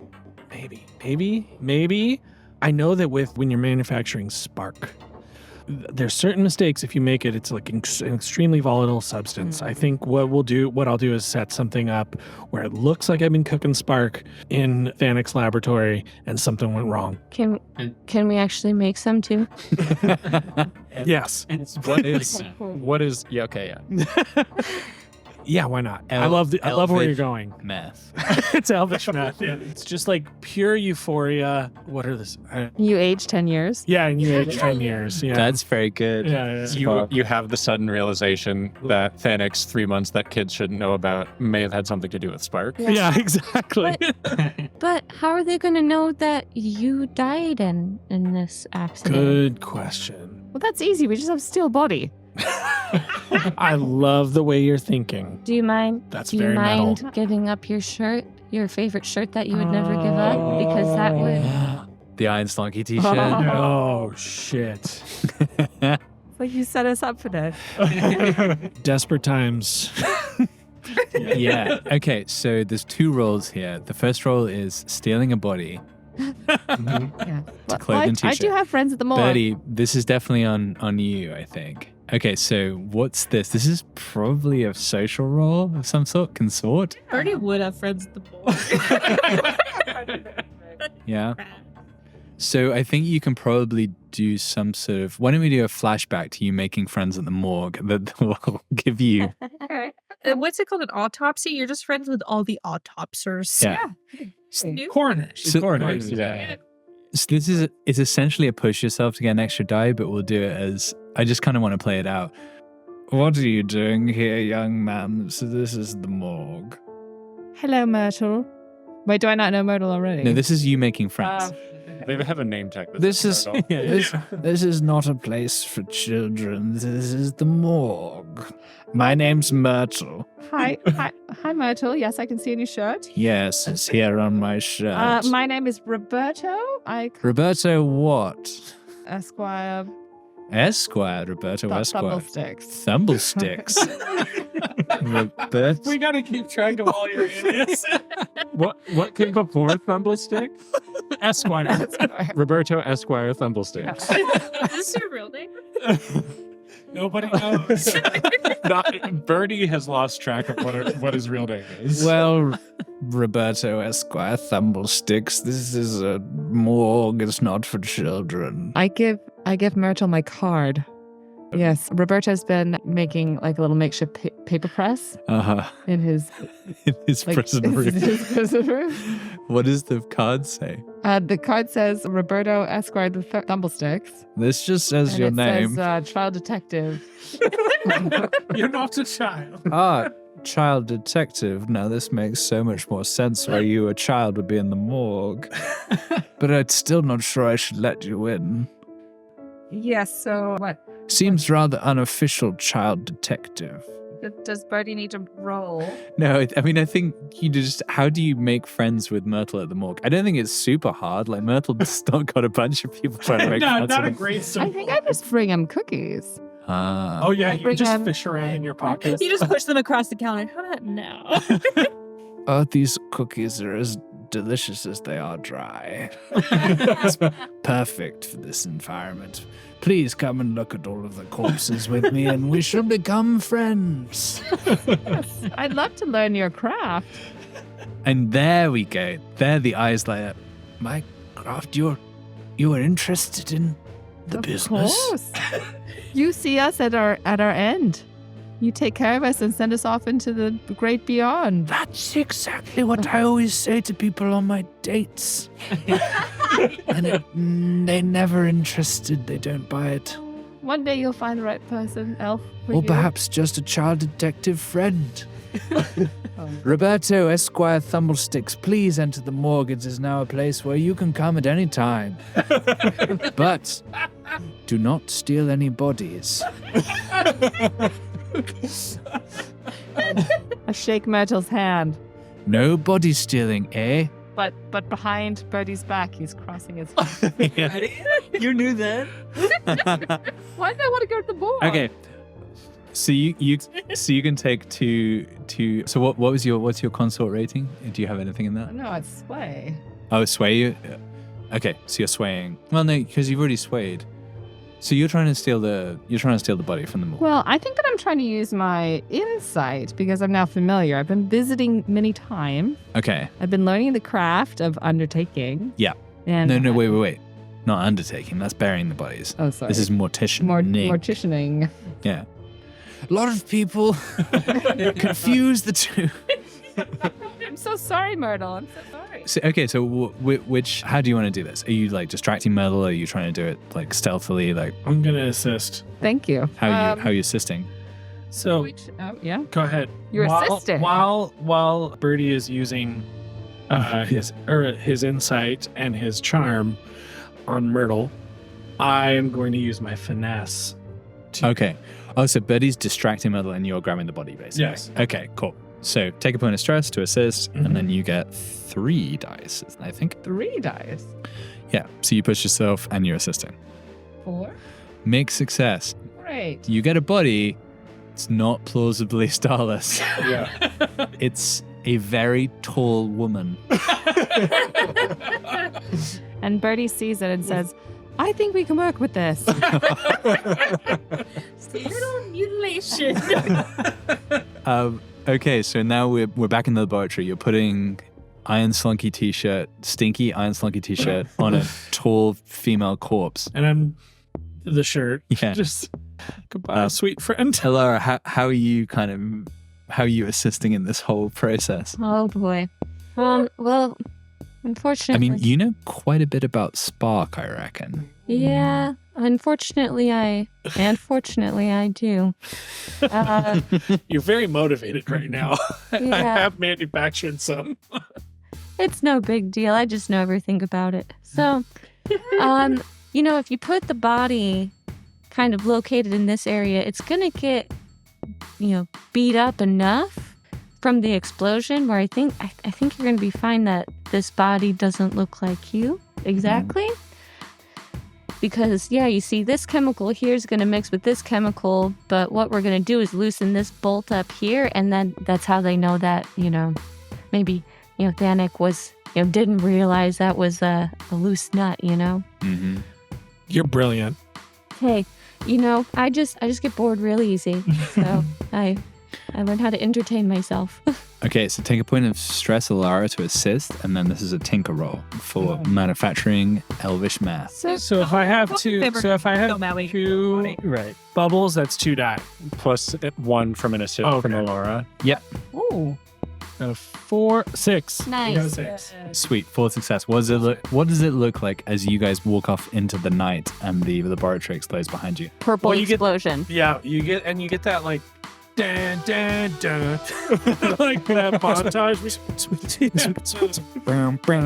And as we're walking out kind of in slow motion in a line with each other, and then all of a sudden you just see this giant purple explosion behind us. Mm-hmm.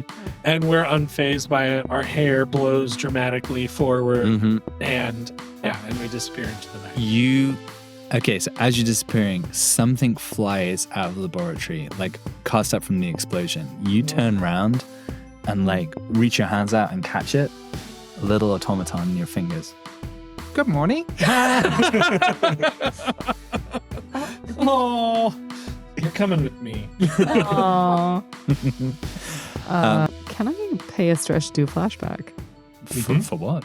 Before we blow everything up, I just kind of wanted to do a little study to see if there are any other clues in the laboratory. Sure, yeah. While those guys were setting up the math explosion, you could be doing that. Let's focus on the math. Let's be over here. It's Wait, fine. what about the squad? We're calling it meth now. Yeah. Yeah, I probably should have seen if there was any technology I could rescue from it.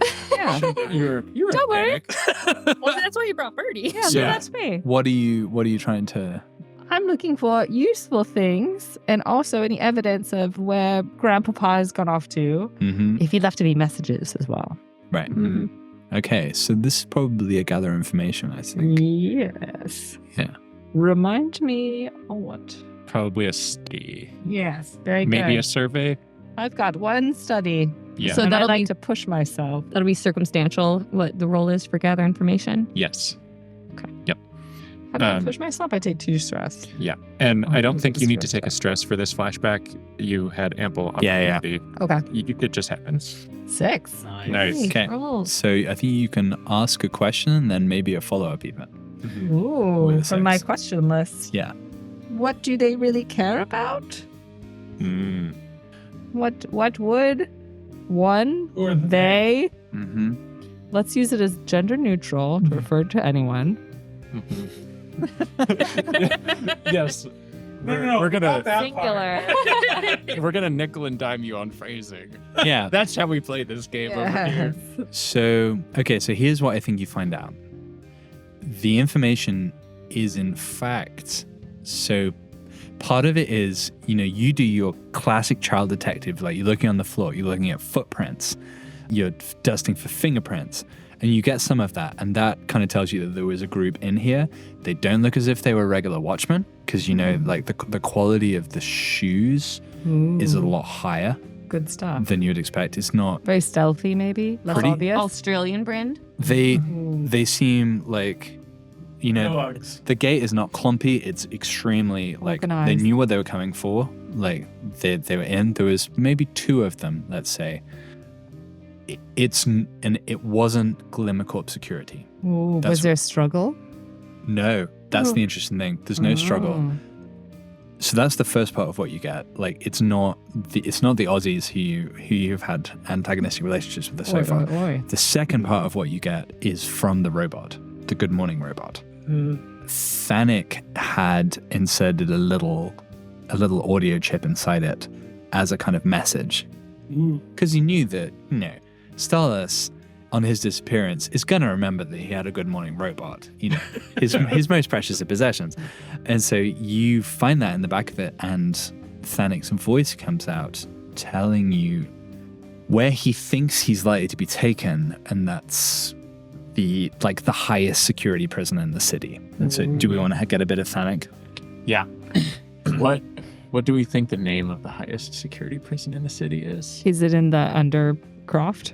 Underbelly? What do we call that? The Down Under. The City The Down Opera Under. House. Actually, the Down Under is very good. Down Under's- Yeah, the Down Under. It was Okay. the Undercroft, but now it's the Down Under. Yeah, I kind of like that. Yeah. Hey, buddy, 2 guys outside. Fancy boys, coming in. I'll see you down under. Right. So that takes us through. So, No we more. ha- No, nothing about the third thing Buddy was looking for? What was the third thing? Useful tools? Treasures? I think probably not. I think most of that stuff is blown up. Fine. Yeah. I think you got some good info there. And honestly, I don't think there'd be much in there that would really tickle Bertie's fancy. I mean, it was stuff that definitely Starless hugely into. But I think isn't Bertie's vibe like information is king? I had that project going for a utility Your belt. utility Did I get belt. Any sort of advancement on that?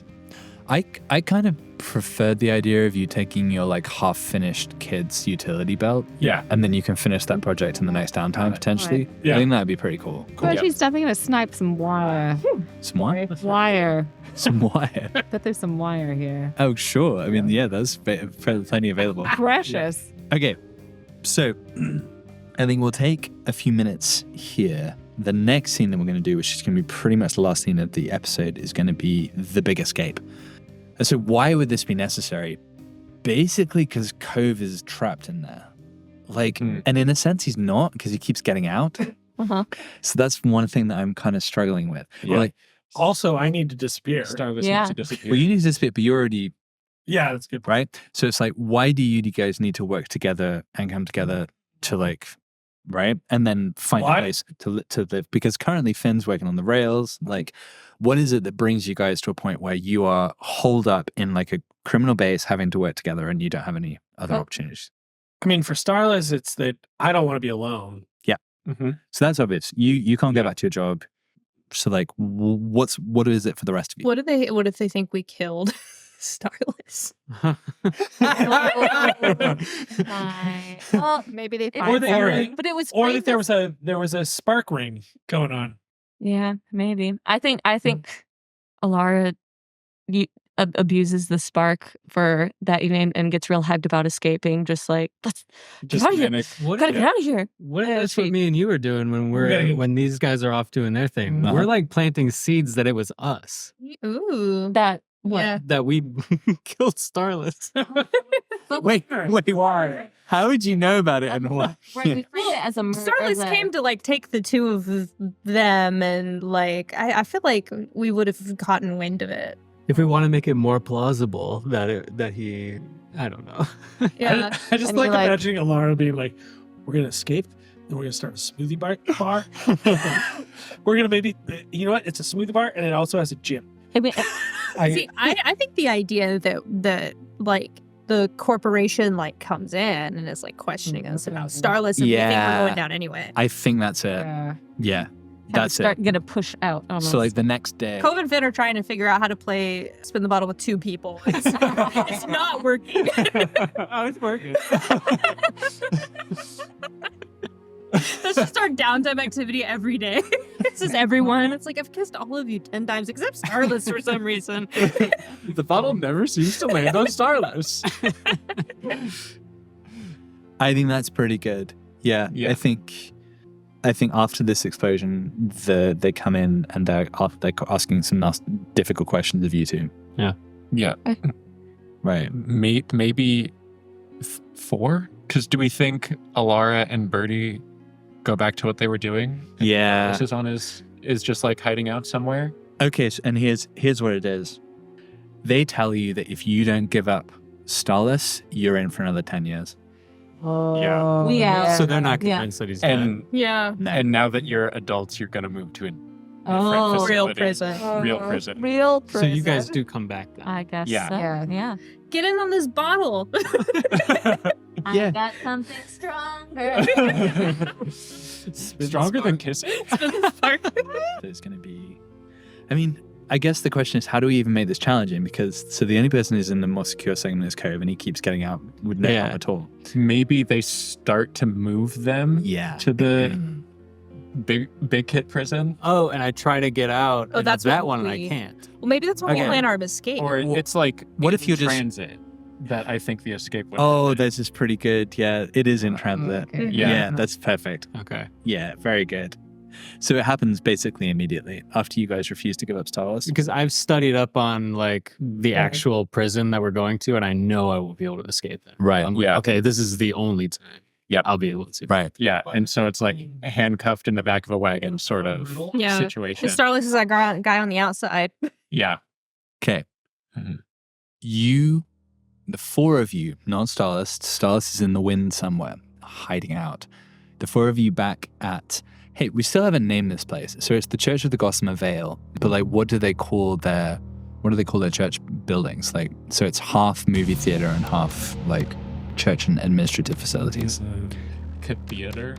Cathedral is so good. Oh my God, it's so good. Yeah, okay. You're in the cathedral. At the back of the cathedral. You have been taken out of your dorm rooms, basically, and you would normally be going to work at this point. You start working the rails pretty early, but instead, the orderlies have brought you in to like it's sort of a conference room, basically, and sitting there across the table from you are 2 men in pretty sharp-looking robes, kind of expensive looking. And as they kind of usher you in, they just look at you for a bit without asking any questions, just eyeballing you. Alara gives her kind of like the Billie Eilish look, where it's like looking up. Mm-hmm. That's the look that she's giving them with like deadpan face. Alara has changed so much. I love it. Mm-hmm. Yeah.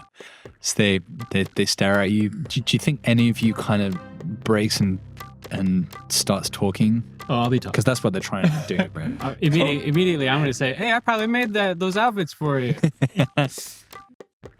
Okay, so what do you think these What's guys thread sound count like? on those things? So these guys are definitely from the middle tier. Yeah. So I think they just, so they definitely don't sound Australian. No. They're just sort of poshish, basically, right? So they're like, oh, our clothes? It's possible, I suppose. I mean, they're tailored. Well, Do you do much tailoring, young man? I can. Do you need it tailored right now? Because I don't think I have the tools right now.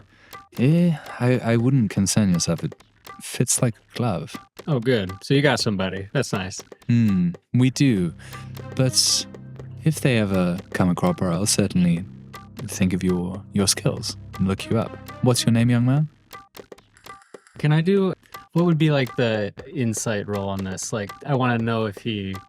This is gather information, Okay. I think, right? It's like, yeah. Survey. And then I have a what do they intend to do question. So that's perfect. Exactly, yeah. So survey, you said? Yep. Okay, so I will be rolling 2 and taking the lower, but I want to... Do you want to do something? Add some dice? Yeah. You're stress yourself out. Yeah. Push myself. Is there a way I can help? Yeah, how would you help? I think I want to just kind of rattle them a little bit. What's the situation? Are we like all sitting at a table, or they're just in this cathedral kind of eyeballing us? You're in a conference room. Okay. You're sitting down. You don't know why you've been called in there, and you don't recognize these people. But each of us are in the same room. You're all in together, yeah. I think I stand up and I like push back from the table.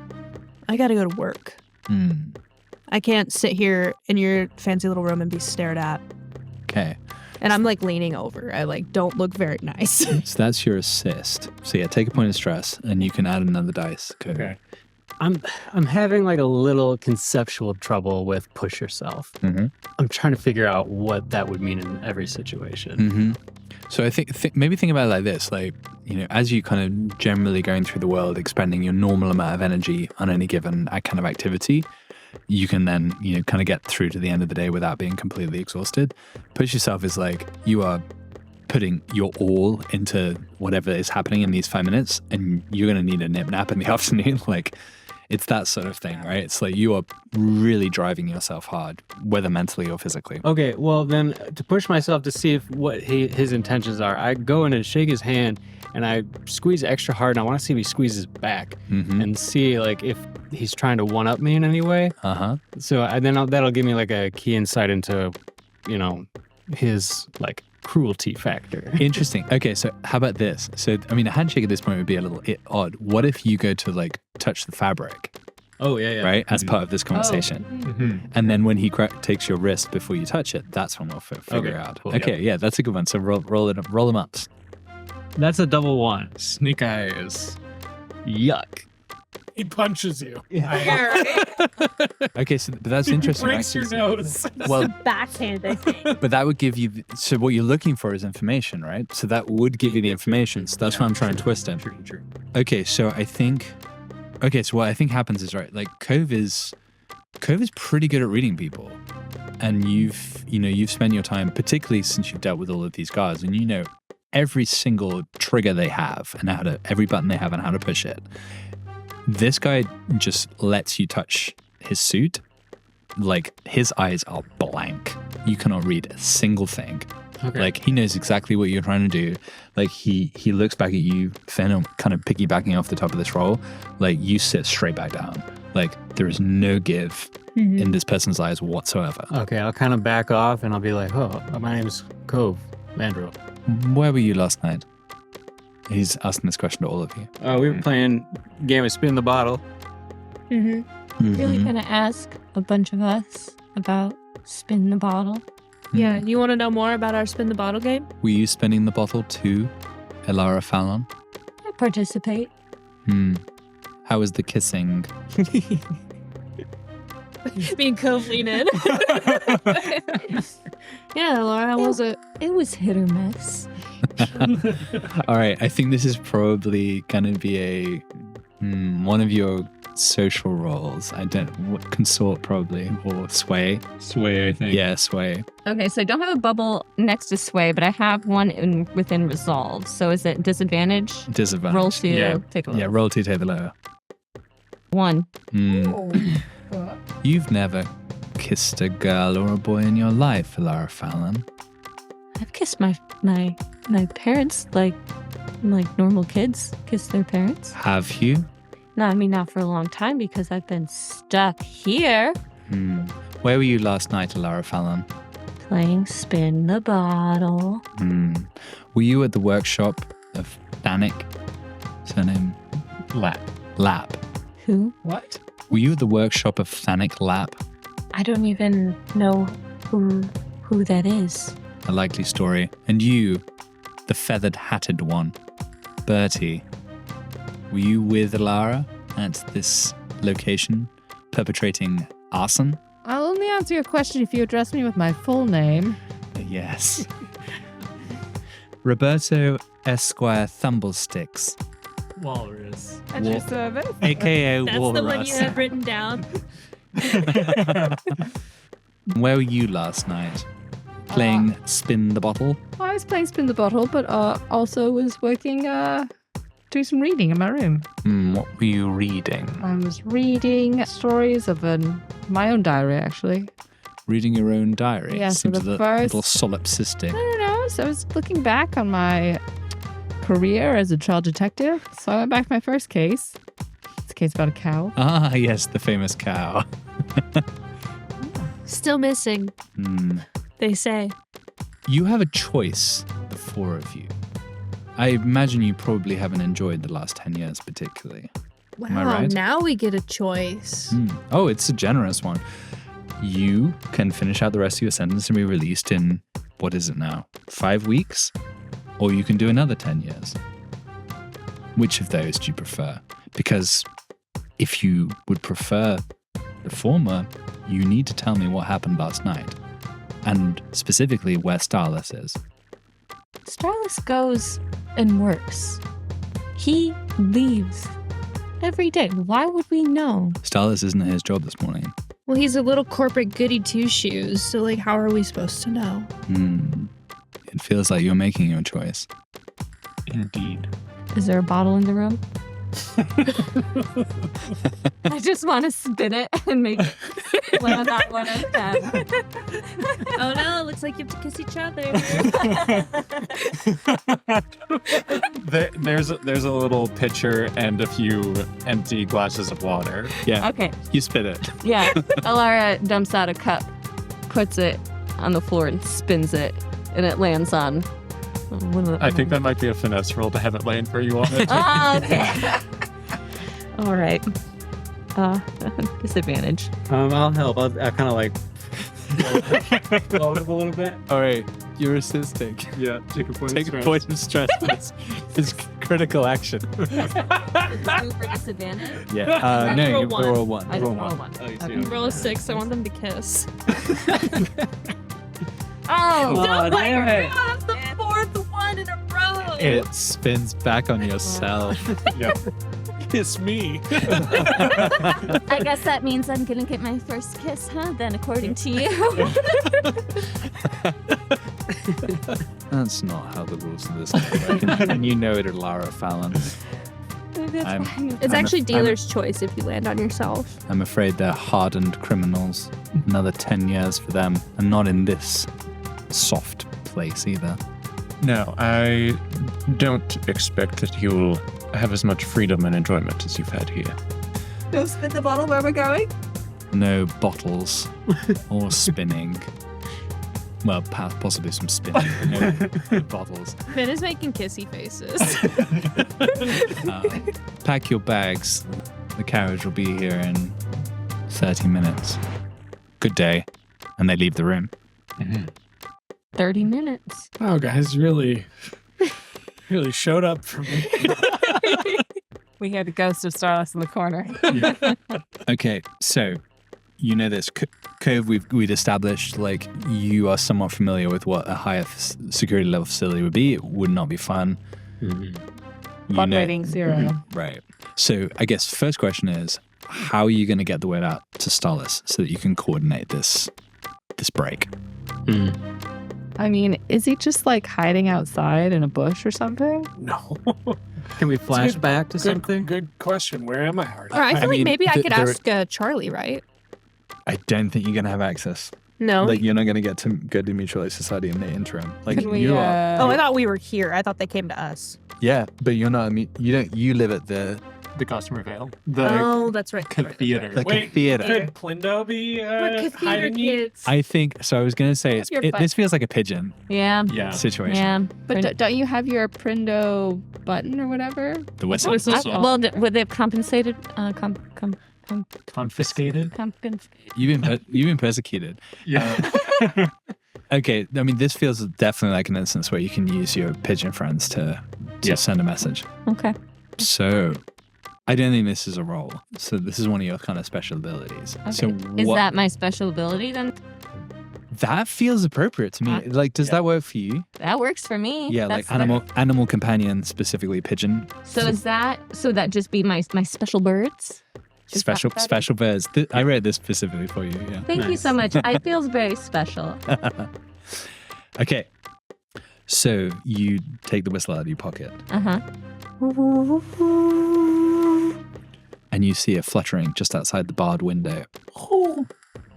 You write a little message. What do you write on it to tell Starless? How to find Prindo. Because the idea is that Prindo knows the places that people they stay. She stays out of the way. Sure. For the most part, she knows how to hide. So even that's kind of her spot. Totally. So this is in a flashback. You're sending this message to Starless so that he goes and hides out with Prindo? Mm-hmm. Okay, perfect. Yeah, you're there with Prindo. We're in the Hotel Fornicalia.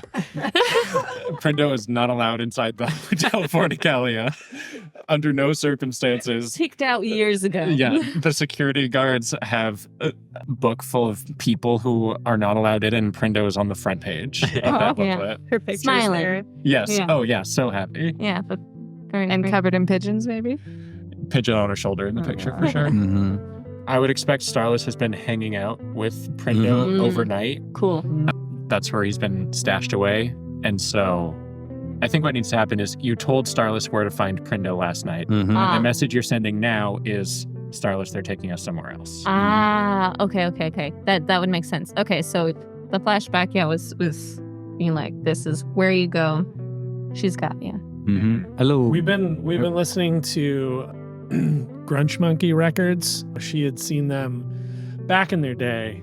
I think she I actually played bass for Grunch Monkey for a while. I think she did more than play bass with them. Laura, Slunky. you're giving out all my secrets. It was just a guess, Prindo. So you like Grunch Monkey, eh? You better believe it. They were the inspiration for Iron Slonky. What's your favorite extremely long single jam track from Grunch Monkey that is a whole album and is so difficult to get into that you're already a fan? Oh my gosh, that's an impossible choice. But if I have to choose, I think it's Father Crackbone Rides Again. Father Crackbone is a superb album. Yes, one of their best. Esoteric. The lore behind it has been lost to many. It remains one of the foremost repositories of information on that subject, I feel. Oh my gosh. I mean, the rock movement is so intense, but the Hollymax section is where that song really comes alive. It's so psychedelic. Let me tell you a little secret. One of the shows that I played at in the early days of Grunch Monkey, Hollymax was there. Get out of here. Yeah, and exactly as weird as you would expect. Prindo, you're so cool. Yeah, the green room was pretty wild that evening. I can only imagine. Hollymax only liked to watch. I mean, that makes sense. At this moment, a pigeon comes through the window. The window, I mean, you're probably outside, to be frank. Like, Prindo's not inside. Yeah, so the pigeon flies up onto Prindo's shoulder, right? Or onto her forearm and drops a little message. This looks like it's probably for you, Starless. Yeah, what did the message say, Lauren? They're onto us. It says they're onto us. We're breaking out. And they're going to break out tonight. Now. 30 minutes. But see you soon. Adjusting for pigeon flying time. They're going to be here in about 26 minutes. We briefly see equations flying in front of Starless's face as he's trying to figure out how long it takes a pigeon to fly here. So what do we think a prison wagon looks like in this world? Prison wagon? Yeah.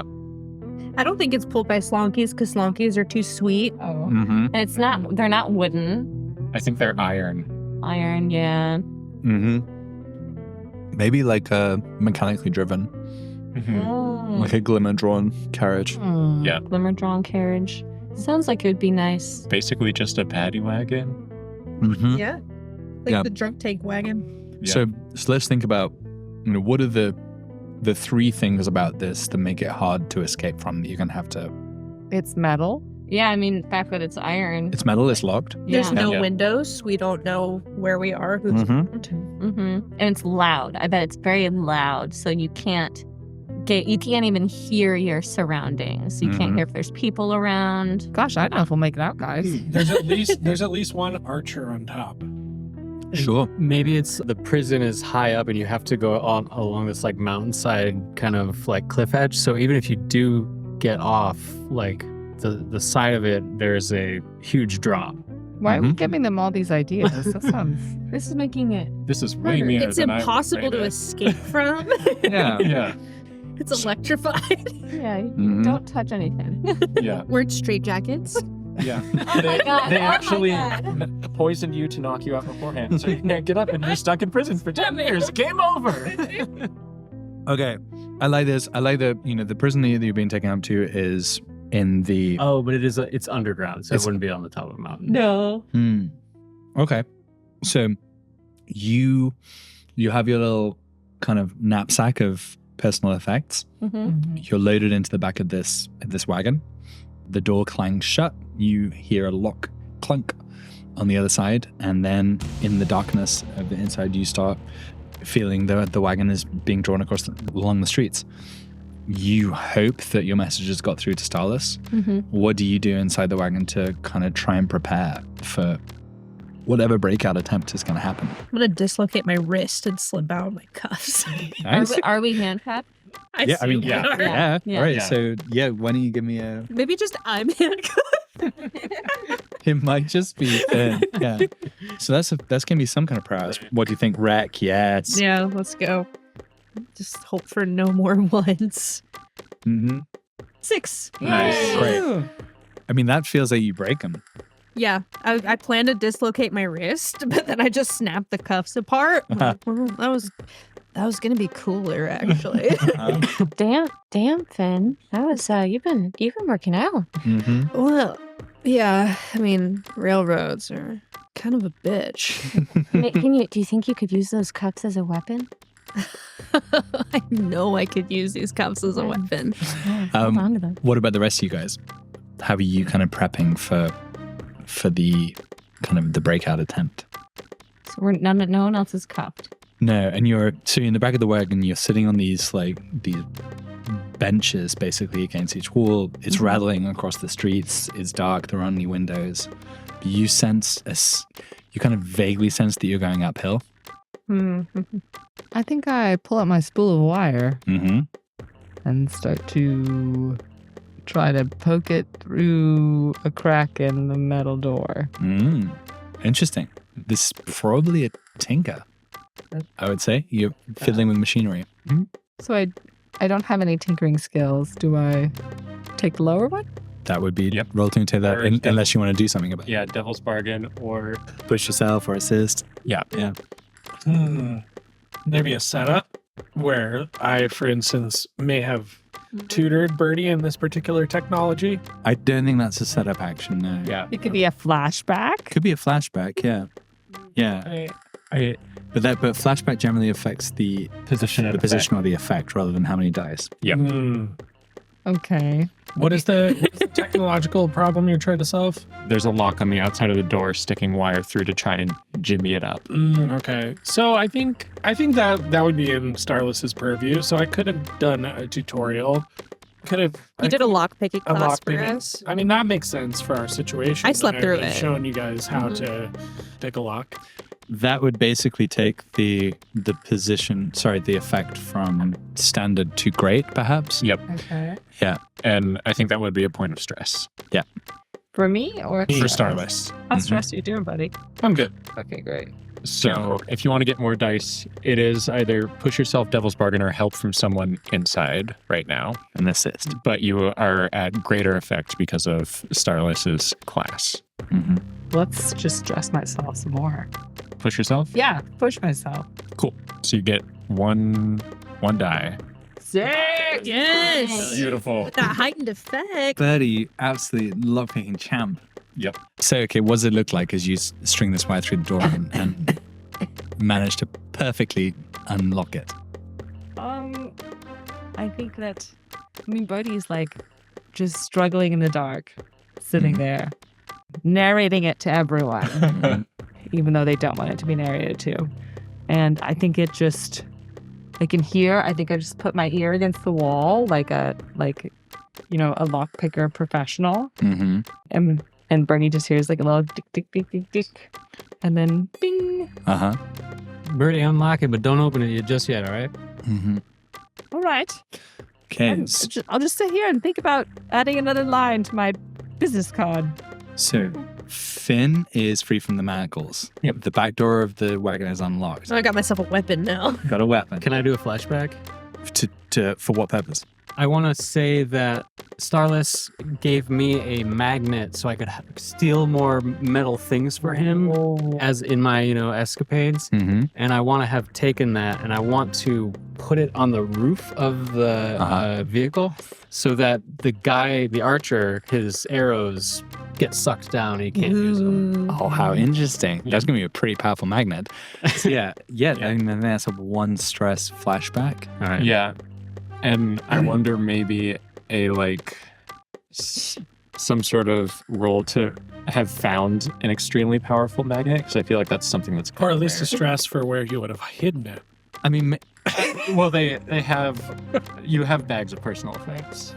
Okay, so how about this? So this feels like, the question is how powerful the magnet could start to get hold of. That feels like a kind of tinker related thing. So why don't you roll this tinker roll, and then we'll see how powerful the magnet is. Yep. So it's going to be 2, and I take the highest. Yes. Yep. Oof. It's just not very good. It's those were 2 2s, ladies and gentlemen. That was 2 2s. The magnet sticks to the ceiling, but you get the idea that it's probably not going to have any effect up above. Okay. Actually, every time the carriage hits a bump, it falls off the ceiling. Now it's worthless. Yeah. So I think then we kind of push this to you, Stars. So you are in some vantage point watching this wagon, right? They have done all the things that they've done inside it. So what are you going to do to give them the signal or to precipitate the start of this break? Are there any bridges that I could... Heck yeah, there's bridges. Okay. So I think the easiest thing to do would be to rig some kind of improvised explosive to take out a bridge and slow down their progress. Mm-hmm. I think there's a bridge just beyond the Hotel Forticalia that goes over a unfordable river or a stream, what have you. One of these waterfalls. Yeah, one of these waterfalls. Yeah. So I'm going to try to rig a little explosive to impede their progress. Well, your purpose is to bring the carriage to a halt, presumably. Exactly. Okay. That's going to bring him to a halt. Great. Yeah. So, I mean, this is probably a wreck. A wreck? I imagine, right? So I think so. Are you making the case that it's a tinker? I was thinking tinker, but I mean, you're not physically I want to play by doing the it. rules. You're not physically doing it, I suppose. You are setting up explosives to do it. Yeah. So I guess the question is where you get those kind of explosives from. So let's say this is good. This would wipe out your load, Okay. basically. Yeah. A leftover spark. Yeah. Leftover spark. Yes, that's true. Yeah. I could just engineer the spark. I set aside like 1 dose for Alara just to, but I'm using most of it. Wait. Actually, this is your new Glimmer tech. Ooh. Right. Yeah. So That's true. They have you one find of a the way things. of like miniaturizing and Well, one of the things that has made me uncomfortable about working for Glimmer Corp is the ways in which they're weaponizing Glimmer. But I'm using it to my advantage in this case. Okay. Okay. Yeah, roll tinker then.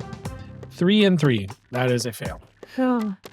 Are we supposed to be taking 'Kay. experience in these reels? No. I mean, when it's desperate, and I think that probably was a desperate roll. Yeah. Yeah. So you do take a point of XP there. How do we know when Where it's do you- desperate? We will tell you. Yeah, we'll tell you. So if we're not saying it outright, then it's probably just a standard. Have you risky. said that this evening to us? We said that your lockpicking was greater effect. Not desperate?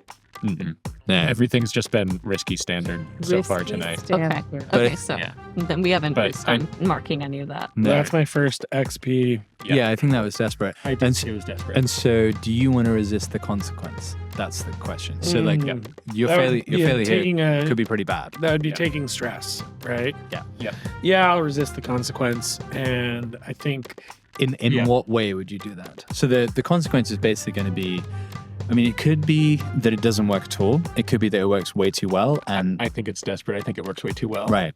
So maybe you get the timing off and it explodes as the carriage is on the bridge. oh shit. Okay. Right. What is how do I resist that? He averts the consequence through some great feat. Yeah, exactly. Shit.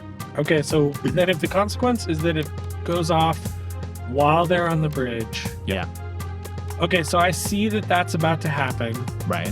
And I do something to arrest the chemical reaction that will create the explosion, therefore nullifying the consequences, but also nullifying the benefits. Yeah. So you basically run into bomb disposal technician mode Mhm. and are frantically cutting wires. Yeah. Go ahead and Yeah. roll your Fuck. resistance. Yep. Like- So that's Tinker. Roll it. 6 minus the highest thing that you roll. Or it's insight. Yeah, which, Oh, it's insight? Or yeah, because resistance is the broad category. Oh, of course, yes. and I still roll 2 though, right? Because I have 2 dots in Tinker. You just roll 1. You get 1 die per skill you have a dot in. 6. Wow. Hi. All right. You take no stress. Okay. No stress. The carriage rattles on. Underneath, you hear, oh, God damn it. as Stalis is really trying to, and successfully diffusing it, but you're past that point now. So it's basically on you guys. Yeah. If I wanted to open the door slightly and use a survey skill Yeah. to kind of understand, like, okay, what would be a good opportunity for us to jump out and not get noticed? Like, Totally. behind something. Yeah.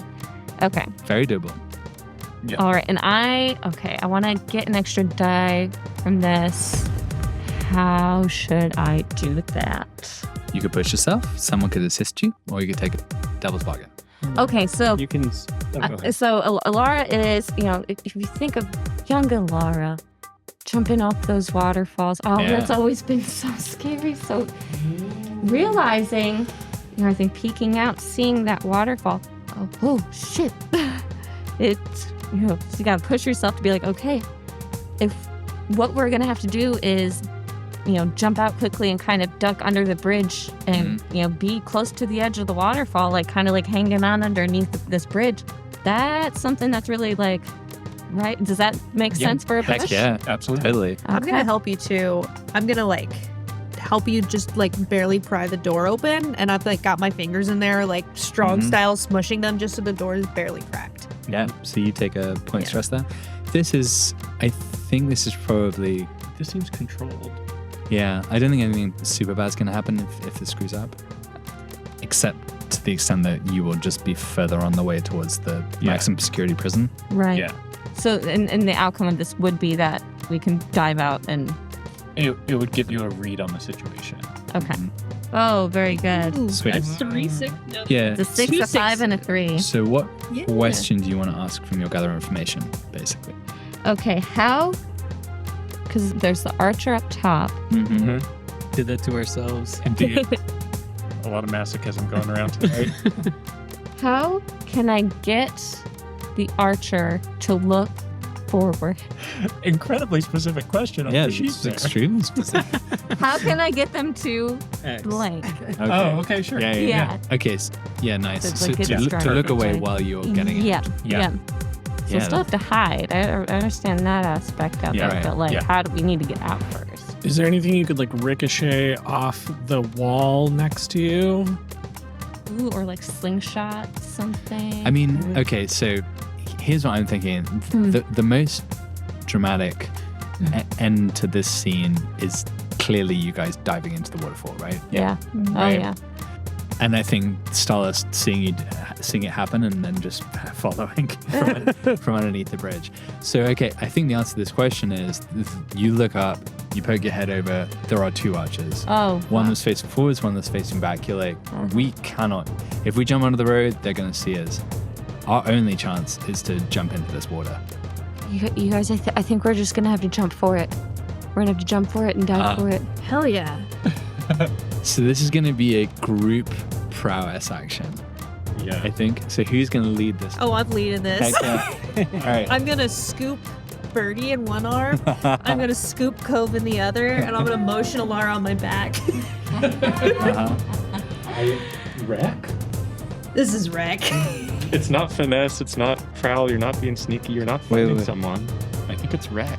Or prowl. I would take command. I mean, Prowl, you're traversing skillfully in the sense. I mean, yeah, I guess I get what you're saying. This is just a jump for. Yeah. It's just brute force. Exactly. Yeah. So what am I doing? So everyone's rolling wreck, I think. Hell yeah. Except what you're wrecking is your own Bodies. Well, I'm pushing myself because I'm holding 3 people. Yeah. That's 2 stress, right? Yep. Okay. Wait. So, I mean, the stress that you'll get from this will be how many people fail. Oh, that's right. But you can also push yourself for your personal roll if you want. You could if you Okay, wanted to. so that's fine. Right. So everyone roll wreck. Okay, Okay, Alara's definitely gonna. I'm gonna push myself too. Okay. Everyone's a pushing. Hey, everybody hold on. This is a dream/nightmare. Yeah. Read out your rolls. It was a cocked 5, but we'll call it 5. 'cause it I was got a fun. 6. 2. 2. 5. 2 fails. 2 fails. You take 2 points of stress. Yep. Okay. But Wait, you got a 6. who else failed? Oh, you 2 failed? Yeah, but you Alara get, and Starlet. you got a 6. So I basically just slip off the edge. the whole group succeeds. Yeah. As a whole, okay, so talk us through what happens as you leap from the back of this wagon. So yeah, I've got Birdie in one arm, Cove on the other arm, and I've got Alara dangling off my neck. So I think I just turn around. I trust Alara. I just do a backwards leap. As I do, I have a bottle and I kick it into the face of the archer. And then I make eye contact with Starless and just do a big grin as I do a fucking backflip. What the fuck are they doing? Oh god! Into the waterfall. As we're falling, I'm pointing at the bomb. Make it explode!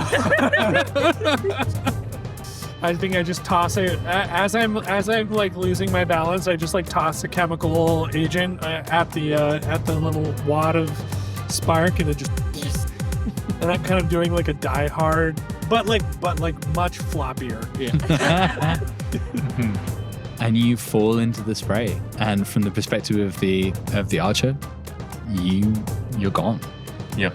Yeah. And we just see this kind of disappearance into the spray of one of these waterfalls as you fall downwards off the cliff between the mid-level and the lower tier. Alara during the fall is just having such a good time, even though she's terrified. She's like, I'm doing it! I'm doing it! And I think we'll pick up exactly how that kind of turns out in the next one. Yep. But for now, I think we should finish up with XP because you've done a lot of stuff this episode. Indeed. Yeah.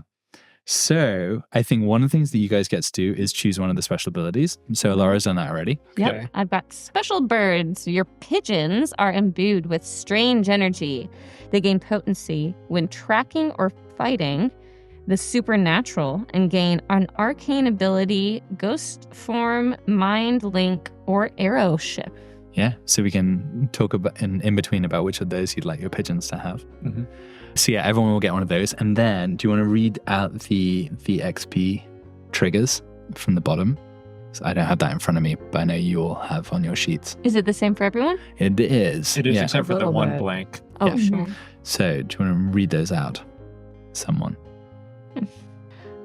Every time you roll a desperate action, mark XP in that action's attribute. Mm-hmm. At the end of each session for each item below, mark 1 XP in your playbook or an attribute. So for instance, so for that roll the desperate action, I think you all get one in prowess for that desperate group roll. Really? Well, That that's was one of the flags. Extremely desperate. Yeah. Yeah. Right? Okay. Wait, so we rank it in prowess. In Yep. the top of the prowess Okay, so attribute. some of them will be marked for a specific thing. Yeah. For a Whatever specific you- attribute. Yep. And then whenever- once that bar is full, You can choose which of your action ratings to add a bubble in. Yeah. Yep. Within that attribute. Mhm. Okay. Or you can get 2 XP if that item occurred multiple times. So that is an option. Mm-hmm. I'm sure, GM determined. So, read that again. So, for each item, mark 1 XP in your playbook or attribute, or 2 XP if that item occurred multiple times. So that basically means 2 is the cap. Right. So if Yeah. you do like 4 prowess desperate actions, you're going to cap it too. I don't think that specific thing applies to the desperate rolls. I think it applies to the things that come after Yeah. that little Oh, section. okay. So what does it say afterwards? Okay. You addressed a challenge with XYZ. Yeah. So So- for you it is. For me, for Lara, it's tracking or violence. Cool. So do you think you addressed a challenge with either of those? I don't think I did this time around. With tracking. I mean, you addressed. You tried to track Thanic. There was violence for sure. You blew up a body. We did blow up a body. Mm-hmm. So okay. I think you can give yourself 1 for that. Yep. Okay. You That can would put go. that one wherever you want. Oh, very In- cool.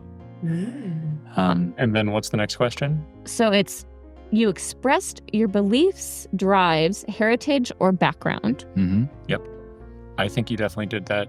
Fear of the waterfall and many other things. Ooh. Mm-hmm. Okay, so that's 2. Yeah. And then you struggled with issues from your vice or traumas during the session. Yeah, I don't think so yet. Yeah. I don't think anybody probably did that one. What about my dead dads? What All about- 3 of them. What about my drunken rant against the Aussies? I think you much struggled as indulged there. Yeah. Okay, so other people would have their, you address a challenge using XYZ, but it'd be specific to your archetypes. So Yep. do you guys want to go through those? So, I've got violence or coercion. mm-hmm. Technical skill or mayhem for me. Definitely did that. Mm-hmm. I've got deception or influence. Always. 100%. I have stealth or evasion. I stole a lot of stuff. Yeah, Uh-huh. definitely. Mm-hmm. Yeah, I get to assign that XP anywhere I want. any way you want. I think So you that's will a get two bubble? 2 points for that. Yeah. No, wait, no, not a bubble. Not a bubble, just a The flag. guy over here. Yeah. Flag over here. And you could apply And- that to playbook as well, which You then, as that meter fills up, you can get a new special ability. Got it. Okay. Where? Exactly. Oh, I see it. That was a guess that I said confidently, and I'm glad that's correct. You are quite You're a right. genius.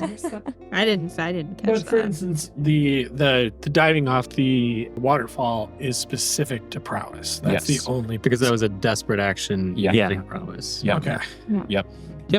Desperate XP for desperate actions get a specific place. XP at the end of the session you put wherever you want. Got it. So we got a desperate action. So I got a desperate action in insight, right? Yep. Okay. So as for special abilities, I think I'm going to choose expertise, which allows me to choose one of my attributes when I'm leading it. I Mhm. only take 1 stress no matter what. And which attribute is I'm that? going to do prowl. I'll start leading stealth actions. Sweet. Awesome. Please. Yeah, that's very cool. That sounds good for Cove. Yeah. Yeah. that should- So Lara's chosen special pigeons. Yep. Yeah. Yeah. Cove has chosen good at group stealth checks. I'm What- going to go with not to be trifled with. So you can push yourself to do one of the following: perform a feat of physical force that verges on superhuman, Mm-hmm. or engage a small gang on equal footing in close combat. Rad as hell. I love that. Yeah. Nice. I'm fucking Captain America. Yeah. Finn can do this all day. Yeah. Okay. You guys can't just dive off waterfalls with 3 people on your back? Yeah. Alara can barely do it in her dreams alone. Okay, so Okay. Greta and Ryan, do you have an idea of what your special ability Yeah, I think I'm going to go. Well, Psychicker is really Physica. Physicker. That makes more sense. Psysicker's pretty cool. That's definitely one of the bands that that he Yeah. listens to. Yeah. That is a pretty cool one. I think narratively it makes more sense to do Alchemist. When you invent or craft a creation with alchemical features, take +1 result level to your roll. Without chemical features? With Alchemical. alchemical. Ah, okay. You begin with 1 special formula already known. Cool. Spark. Yeah. Nice. Yeah. Nice. All right, Greta. Walter White. Well, I think that Birdie has to go with Cloak and Dagger. When you use a disguise or other form to covert misdirection, you get 1d plus 1d. Yep. Plus 1d to roll to confuse or deflect suspicion.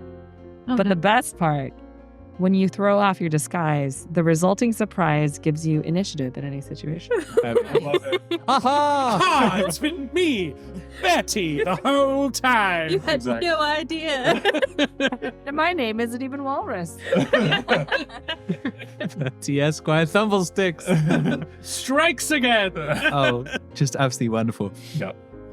Fantastic. Well, thank you all. This is a wonderful episode. And thank you, Reed, my fabulous co-DM, and to Jeff Clemens for all of the music in this episode. And thank you most of all to our listeners. We'll see you next week. And to our sponsor, Taco Bell. Yeah. Thank you, Taco Bell. And to Taco Bell. Yep. Reminder to our 4 to 12 listeners, please call 1-800-BORN-TO-DIE. Scream your feedback about our podcast. Only there. Only put it there. Yeah, only nowhere else. Don't give it if you don't like us, don't give us a bad review. Call 1-800-BORN-TO-DIE and scream at the people trying to sell knockoff Life Alert. Thank you. Take your comfort, weary traveler, in the shadow of the Seven's wall, where though magic may be gone, the tangle lives on in the echo of the leaf music's call.